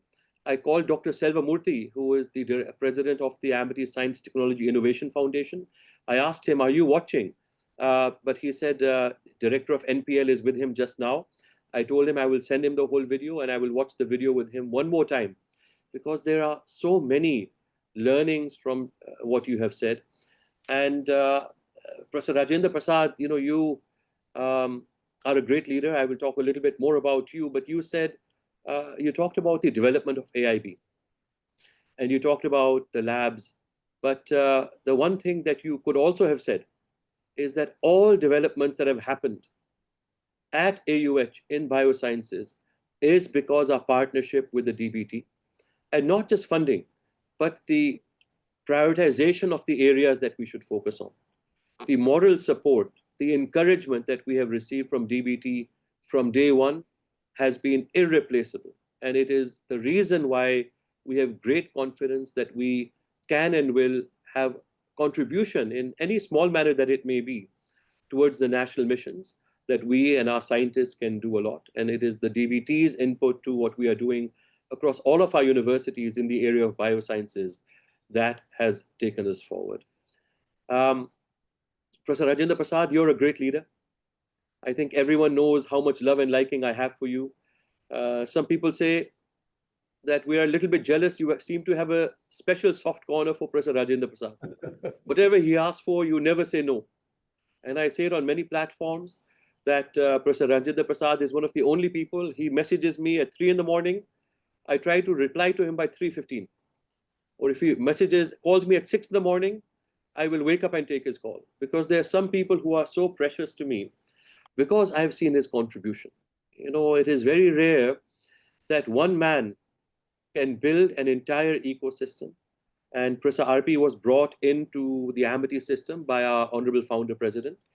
The great love and liking for Professor RP, my founder, is seen that he has been sitting from the first moment. Even before our VIPs came onto the dais, he has been watching the program. And that in a state where he is greatly under the weather. Doctors would have said, please rest, you might have a little bit of fever. But our founder president is so devoted to research and innovation. He said, if Professor Gokhale is coming, I will be there from the first minute, and he has been listening. And it is also love for Professor Rajendra Prasad, and we all know it. So founder brought Professor RP into the system, and since then, I've had the great pleasure of working with him very closely. And Professor Rajendra Prasad, one of the great things you have done is that you have recruited so many brilliant young researchers and minds, and this combination of wisdom and experience combined with youthfulness and ambition is driving forward our research initiatives. And some years ago, you came to me with one request. You said, C6, can we dream about developing some of the best labs in the Delhi NCR area? And I said, what will you call it? You said, we will call it Bio-Innova Labs. And today, what we have there is truly a platform for great development of science and research and innovation and development. Professor RP, I give you so much credit for the incredible hard work you have done. You and I have debated for many, many hours over many years, what is the best utilization, how to open up our infrastructure also, as Professor Gokhale's vision also is, how can we make infrastructure in biosciences accessible to many? And you are providing some of your highest end equipment to other institutions also who can come and avail of the infrastructure that you have developed. But Professor RP, you are an incredible person. I did not know that you had time to watch movies also. But when you talked about around the world with $8, I said, you are someone who can achieve a lot with small funding. So in this movie, you have also seen that. And luckily, the funding is available. And you know that we are always there to support you and our researchers. And I feel so proud of our young researchers and scientists, the one who was today who was comparing also, but otherwise the great talent that we have, and also your thoughts in how to combine biosciences with the latest developments in digital and AI is exemplary. Professor P.B. Sharma, Professor Madhukar, you are both great leaders, great administrators. When Professor Madhukar was speaking, I was confused. Is he a man of life sciences or management? because you spoke so competently about this area also. So Madhukarji, it shows that you have a great devotion and passion for all kinds of education. And what to say about our great Vice Chancellor and leader, Professor P.B. Sharma, so close to my heart. I have great affection for him. He bleeds amity in every which way. After all the accomplishments, what he has done in the last more than decade at Amity is really remarkable. Building a university from scratch is not easy. And the challenge I would like to give Professor P.B. Sharma, Madhukarji, and Professor Rajendra Prasad is whenever someone great like Professor Gokhale comes, we are not only celebrating 15 years of what we have done, but I am now thinking in the next 15 years, Professor Rajendra Prasad, gee, what will you do? And hints have been given by Professor Gokhale what we should do in the next 15 years. And therefore, I'm going to request you to think about 3 areas, particularly to look at immediately. One is that I would like for us to look at the area of CRISPR gene editing. I recently had a meeting with Sam Steinberg in New York, who was part of the team that got the Nobel Prize for CRISPR gene editing. He has expressed his desire to extend support and help us in developing some capacity in this area. The second one is digital twins, which Professor Gokhale spoke about. I'm very excited about digital twins. In that regard, I had met with one of the team members who is at the forefront of digital twin development at NTT in Japan. They are one of the, and in Silicon Valley, they have 2 centers. They are also willing to help us. So in these 2 areas, Professor Rajendra Prasad, can we look at these 2 areas at AUH and maybe across other Amity universities to see if we can start developing some capacity and thinking in this area? Professor RP, can I get a nod or a thumbs up or something? Thumbs up. Okay, thank you so much. Thank you for that. And thirdly, Professor Madhukar, already we are doing a lot of incubation of startups. As you know, we are incubating 1,200 startups at any one time, many also in the biosciences area. We have invested in about 150 startups now. We collaborate with many funding agencies and VCs also for this area. And at Haryana, at Manesar, where you are sitting, we have launched what is developing into an agri-bio incubator. But in a different way. What we are doing is we're going to allocate about 25 acres to beta test new technologies in the area of agri-tech, because apart from lab, they have to be tested. So we will look at proof of concept in field testing environments. So Professor Madhukar, already I think you have earmarked some land for this. I would like to very quickly see, now that Gokhale ji has come here, how we can at least have 15, 20 technologies being tested at our site, on the ground, in the field at Manesar. Professor Madhukar, can I get your thumbs up? Can we accelerate this? Thank you so much for that. And I will wait for your reports in this. Professor Gokhale, your coming will have such deep, long-term impact in our thinking, in our vision, in our motivation to do more. And I promise you that, and we pledge that by giving us time today, we will greatly accelerate our thinking and our collaborative across all Amity University and institutions in India and abroad, the march towards fulfilling your dream for biosciences and bioeconomy in Viksit Bharat. With that, I also want to welcome in my closing a few great names in the area of biosciences. We have Dr. Hasnain here. He is a great friend of Amity's for many years, even when he was the Vice Chancellor of Hyderabad University. And he was able to attain at that time the highest NAC score of any university in the country. We were following him and he has given us advice. And founder president has such love and affection for Dr. Hasnain also that he called me and he said, after your address, can you request Dr. Hasnain to come and say a few words? So Dr. Hasnain, if you can please make your way to the podium, we would like to just request you for a few words. And we also have Professor Vijay Chaudhary from DU.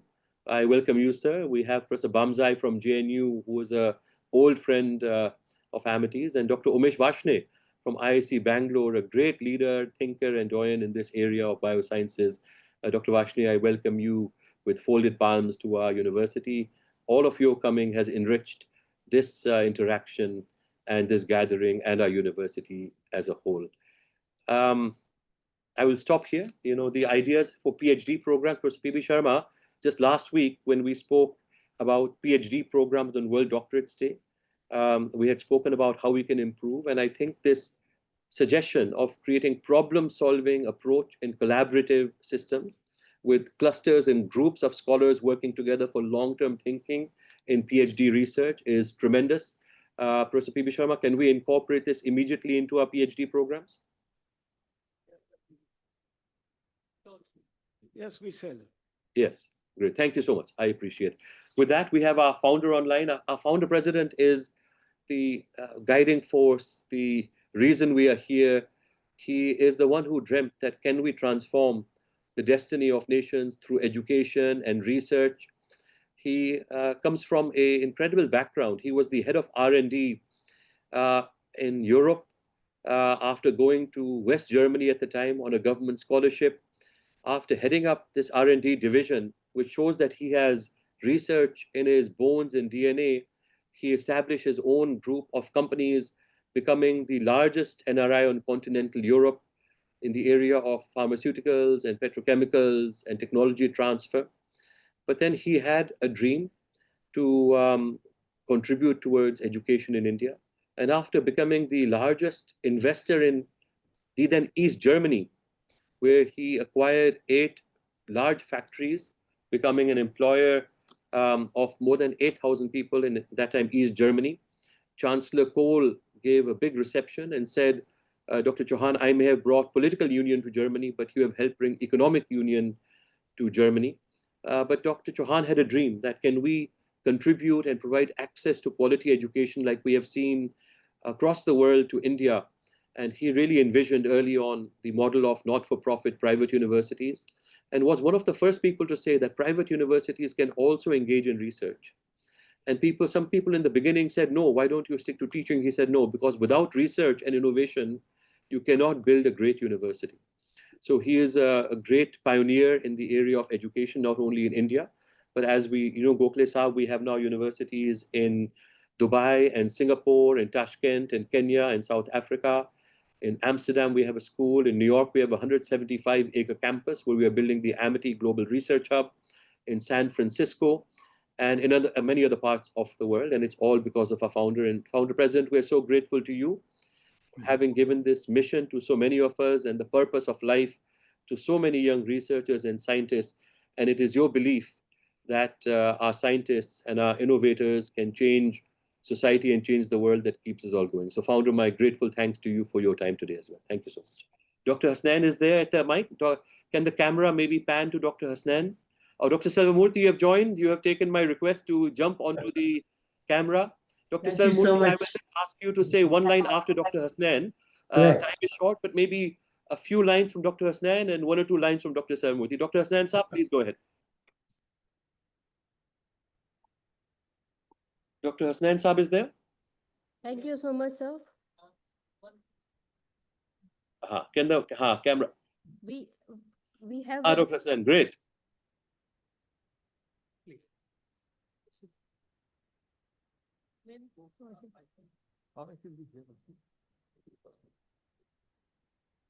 Thank you so much.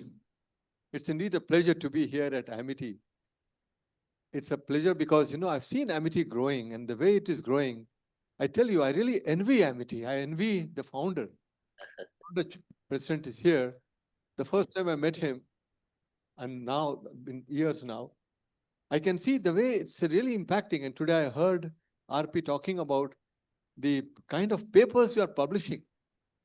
It is not just creating PhDs and scholars, but it's also doing active science. I think hats off to you. RP was one of the person who was a dabang in his days at the Jawaharlal Nehru University. I often tell him that you are junior to me because he had come as an assistant professor and I had joined as an MSc student before him. So those days, JNU students had a lot of voice, and we say, Raju, tum baith jao yaar, tum humse junior ho. Look at what Raju has done today. It's amazing. I think you are really on a wonderful path. I see that Amity will emerge one day as the largest institution in the world. It's already the largest in the country.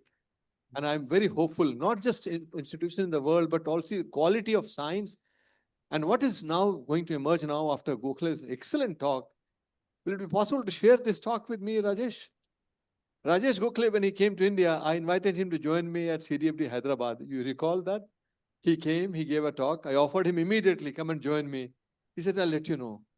Then, of course, Hyderabad was 1450 kilometers away from Delhi.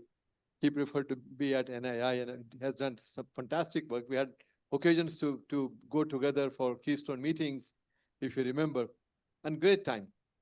Very dynamic leader, and today's presentation was remarkable, remarkable.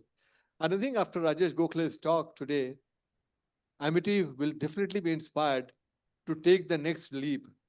And when I say Dr. Asim and Professor Chauhan, Ashok Chauhan, the next leap is go to produce technologies.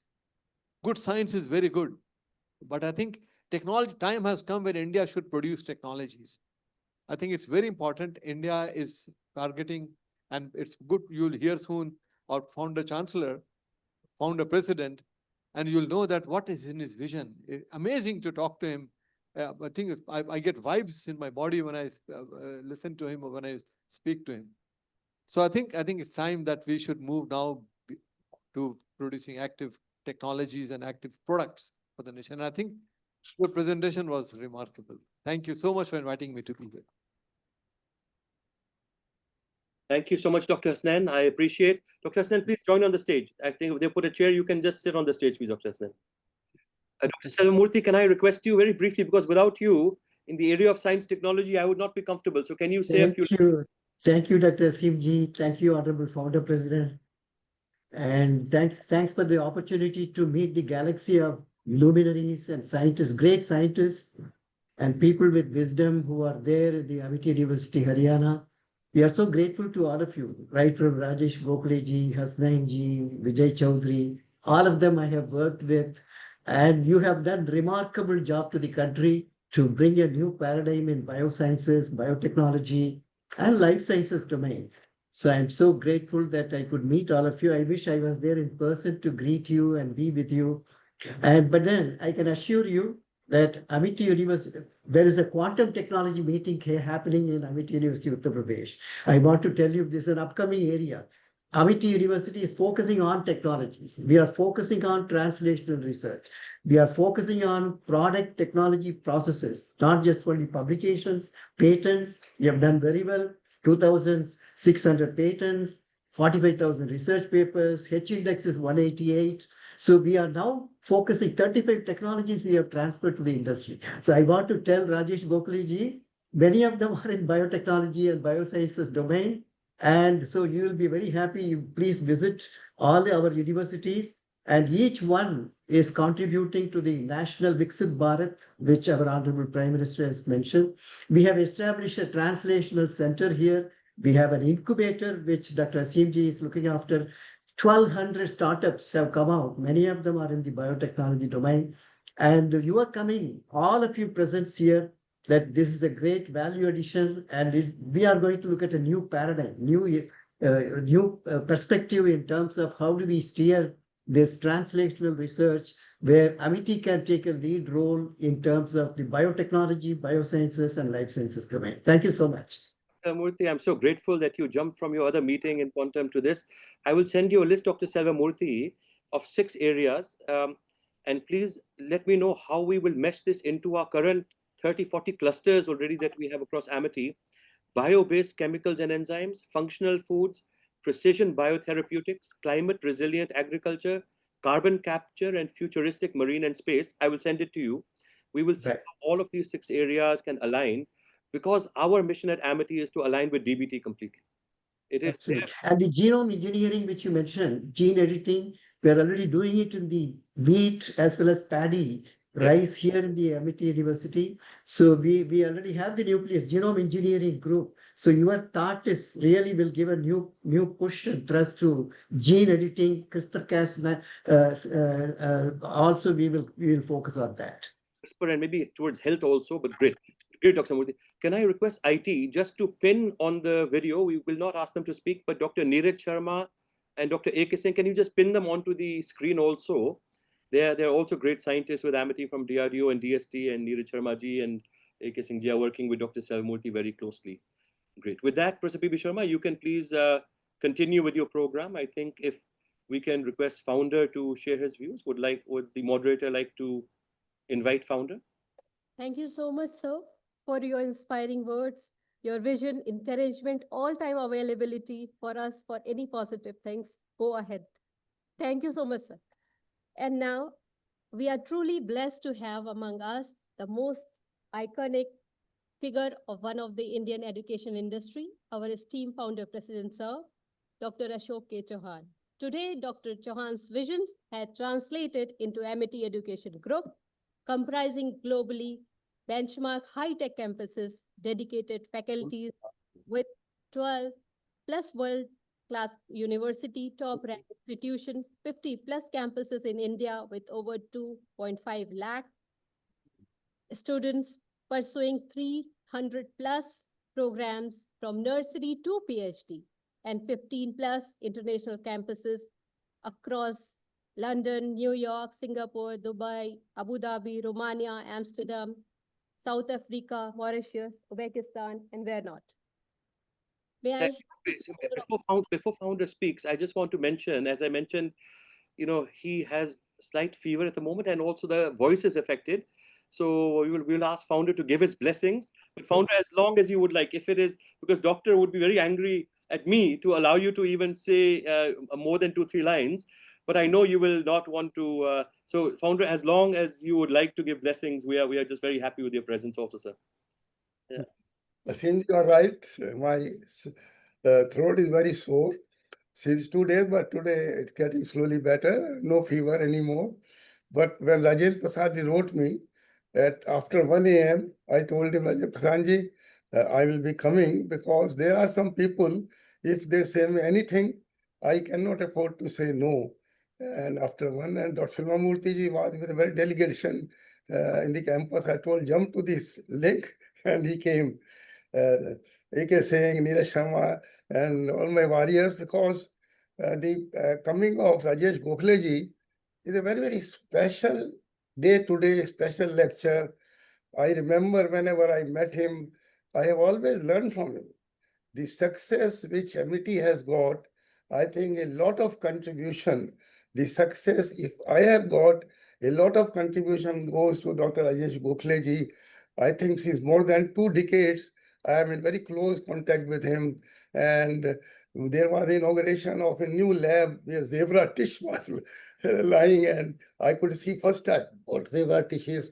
So this all credit goes to Rajesh Gokhale ji, because I have no competence and no knowledge, but I learned from people like Rajesh Gokhale ji and all the other 4 worthy persons. So I would say, my dear students, people talk about me, my good things. But I should tell you, nobody will tell you, my 2 bad habits. Dr. Murthy allowed? I can. One bad habit is, in whichever area I enter, in India or overseas, I have to be number 1.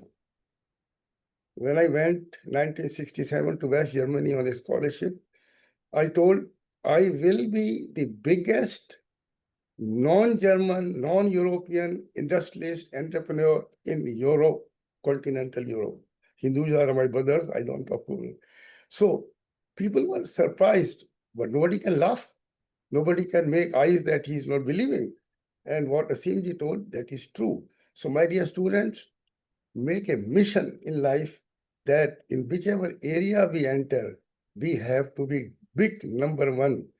And if any student doesn't achieve what he wants, it's my failure, not failure of P.V. Sharma ji, Vikas Madhukar, but it is my failure. So I would say, my dear student, today, after you leave the hall, write on a slip what you want to achieve. And if you will achieve, but my students will achieve.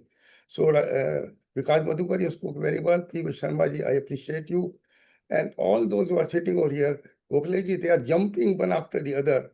My about 50 SNT or 40 or 50 SNT warriors just joined. We are dedicated to P.V. Sharma also. So I will only say that, Rajesh Gokhale ji, we are so pleased, so honored, so motivated, so elevated of your coming. And I think Asimji has sufficiently told. It's something surprising how Atulji, the president of the RBF, and Asimji, they study my mind. whatever CMG has told about me, I think it's, I'm surprised how does he know it and how does it see it. Before I forget, the two daughters of Atulji have studied in the area of in the area of, just let me work out that, in the bio and health sciences in the Rice University. And the second doctor has studied cognitive sciences. So what I mean to say, the whole family is in the area where Rajesh Gokhaleji mentioned, and the third daughter you just seen, the Rang Pravesham. So God gives us guidance that what we achieve. I've got two missions only in life. Two missions only in life I share with everybody. One mission is by 2047, we will be the global superpower. Everybody is working day and night. Second mission is that by 2047 or earlier, MIT will be the biggest, the greatest, the most successful in research and innovation in the, not I'll say the best, but together with it, Harvard, Cambridge, Oxford, Stanford. In this area, MIT has to come. This is my mission. And Asimji told about 15, 20 years mission to Rajendra Prasad. People ask me, how did you bring him? He's a very worthy. How it happened? He's working with you? No, I told you, he's not working with me. Then I told, I am working with him. So these scientists, I bow them and नमन करता हूँ, salute करता हूँ, सलाम करता हूँ कि वो आए और मुझे एहसान करा. तो Rajendra Prasad ji, I have so high regard for you. In 2047, we will have a big function with crores of people. We'll dance together, and Neeraj Sharma, they will stand near me. He can say, if my foot slips, they will catch hold of me. Sir, 2047, people must be thinking how old I must be. Doesn't matter. Doesn't matter. I am working for the mission of the God. He has to take care of him. Dr. Mahmurti, any doubt? 2047, any doubt, sir? No doubt, sir. Yes, whatever you say it has happened, it will also happen. Right. Asimji, I'm so proud on you people. Atulji, Asimji, Ajit, Abhay, Sapna. Chairperson is going to be one of the greatest leader of the world. Who brought her as a wife? Me not. God has given me such family. God has given me these people. And I think they are all at your services. Rajesh Gokhale ji, P.V. Sharma ji, Rajendra Prasad ji, Sarva Murthy ji, everybody. We are all at your services. Guide us, advise us, lead us. And we will show you that India will be by 2047 among the top 5-10 universities in the world. Because God wants it.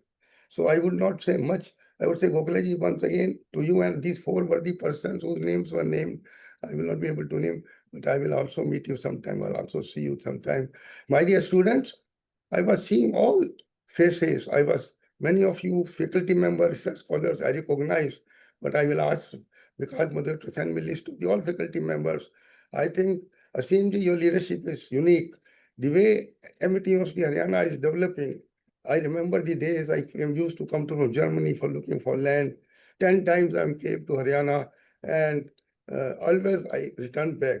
Also, this time we were still standing on a hill, and I returned back. All told, Papa, again, I told no, buy every land wherever you can see and all.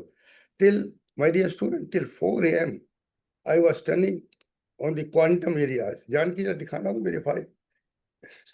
This file is on my table, near my bed, near my table. This quantum. When we have made quantum mission, I want to be number one in the country on the quantum mission. Nobody can stop it. Your people are there. So Rajan Gokhaleji, I am so grateful to you. I know you more than 20 years, but I repeat, I have learned a lot from you. What MIT has done today, a lot of credit goes to you. So this is all because, right, doctor told don't speak too much, but doctor doesn't know that why I'm speaking. Thank you to everybody. My appreciation to everybody. सबको नमन करता हूँ. Student को बहुत प्रोत्साहित करता हूँ.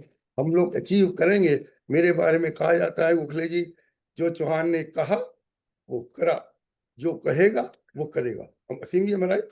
100%. Yes. Yes, wonderful. Thank you very much. Thank you so much, sir, for all the blessings and motivational words that keep Amity Universe striving hard and achieve the greater heights. Thank you so much.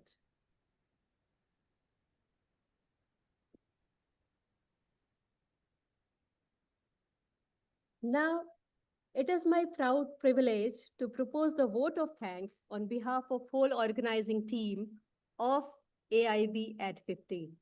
First and foremost, I extend my heartfelt gratitude to our chief guest, Professor Rajesh S. Gokhale, Secretary, Department of Biotechnology, Government of India, for gracing the occasion with his esteemed presence and sharing such inspiring words. Your guidance and vision will certainly motivate us and join us to reach the new heights in the biotechnology and new future which India is experiencing. We are deeply grateful to our founder, President Sir. In this condition also, he is there to bless us in every walk of our journey. Our Chancellor Sir, who keep us motivated and inspiring and sharing their valuable time to grace the occasion and encouragement to reach the horizons. A special thanks to Vice Chancellor Sir, Pro Vice Chancellor Sir, and Professor Silvamurthy Sir, who constantly support and their visionary leadership have been driving force behind our progress and this meeting as well. I also acknowledge the participation of our distinguished speakers, session chairs, who will be speaking in this conference to enlighten the path of young researchers. Your expertise and insight will surely enrich the meeting. We are grateful and acknowledge the efforts of our director, Sir, Professor Rajendra Prasad, the convener of this meeting and Sutradhar of this whole conference, who are whole organizing committee, volunteers, technical staff, supporting staff. Without their tireless work behind the scene, this event would not have been possible. Finally, I thank each and every one of you present here for being a part of this conference. Your presence has added great value, and we are looking forward for continuous collaboration and dialogue. Thank you so much. Thank you.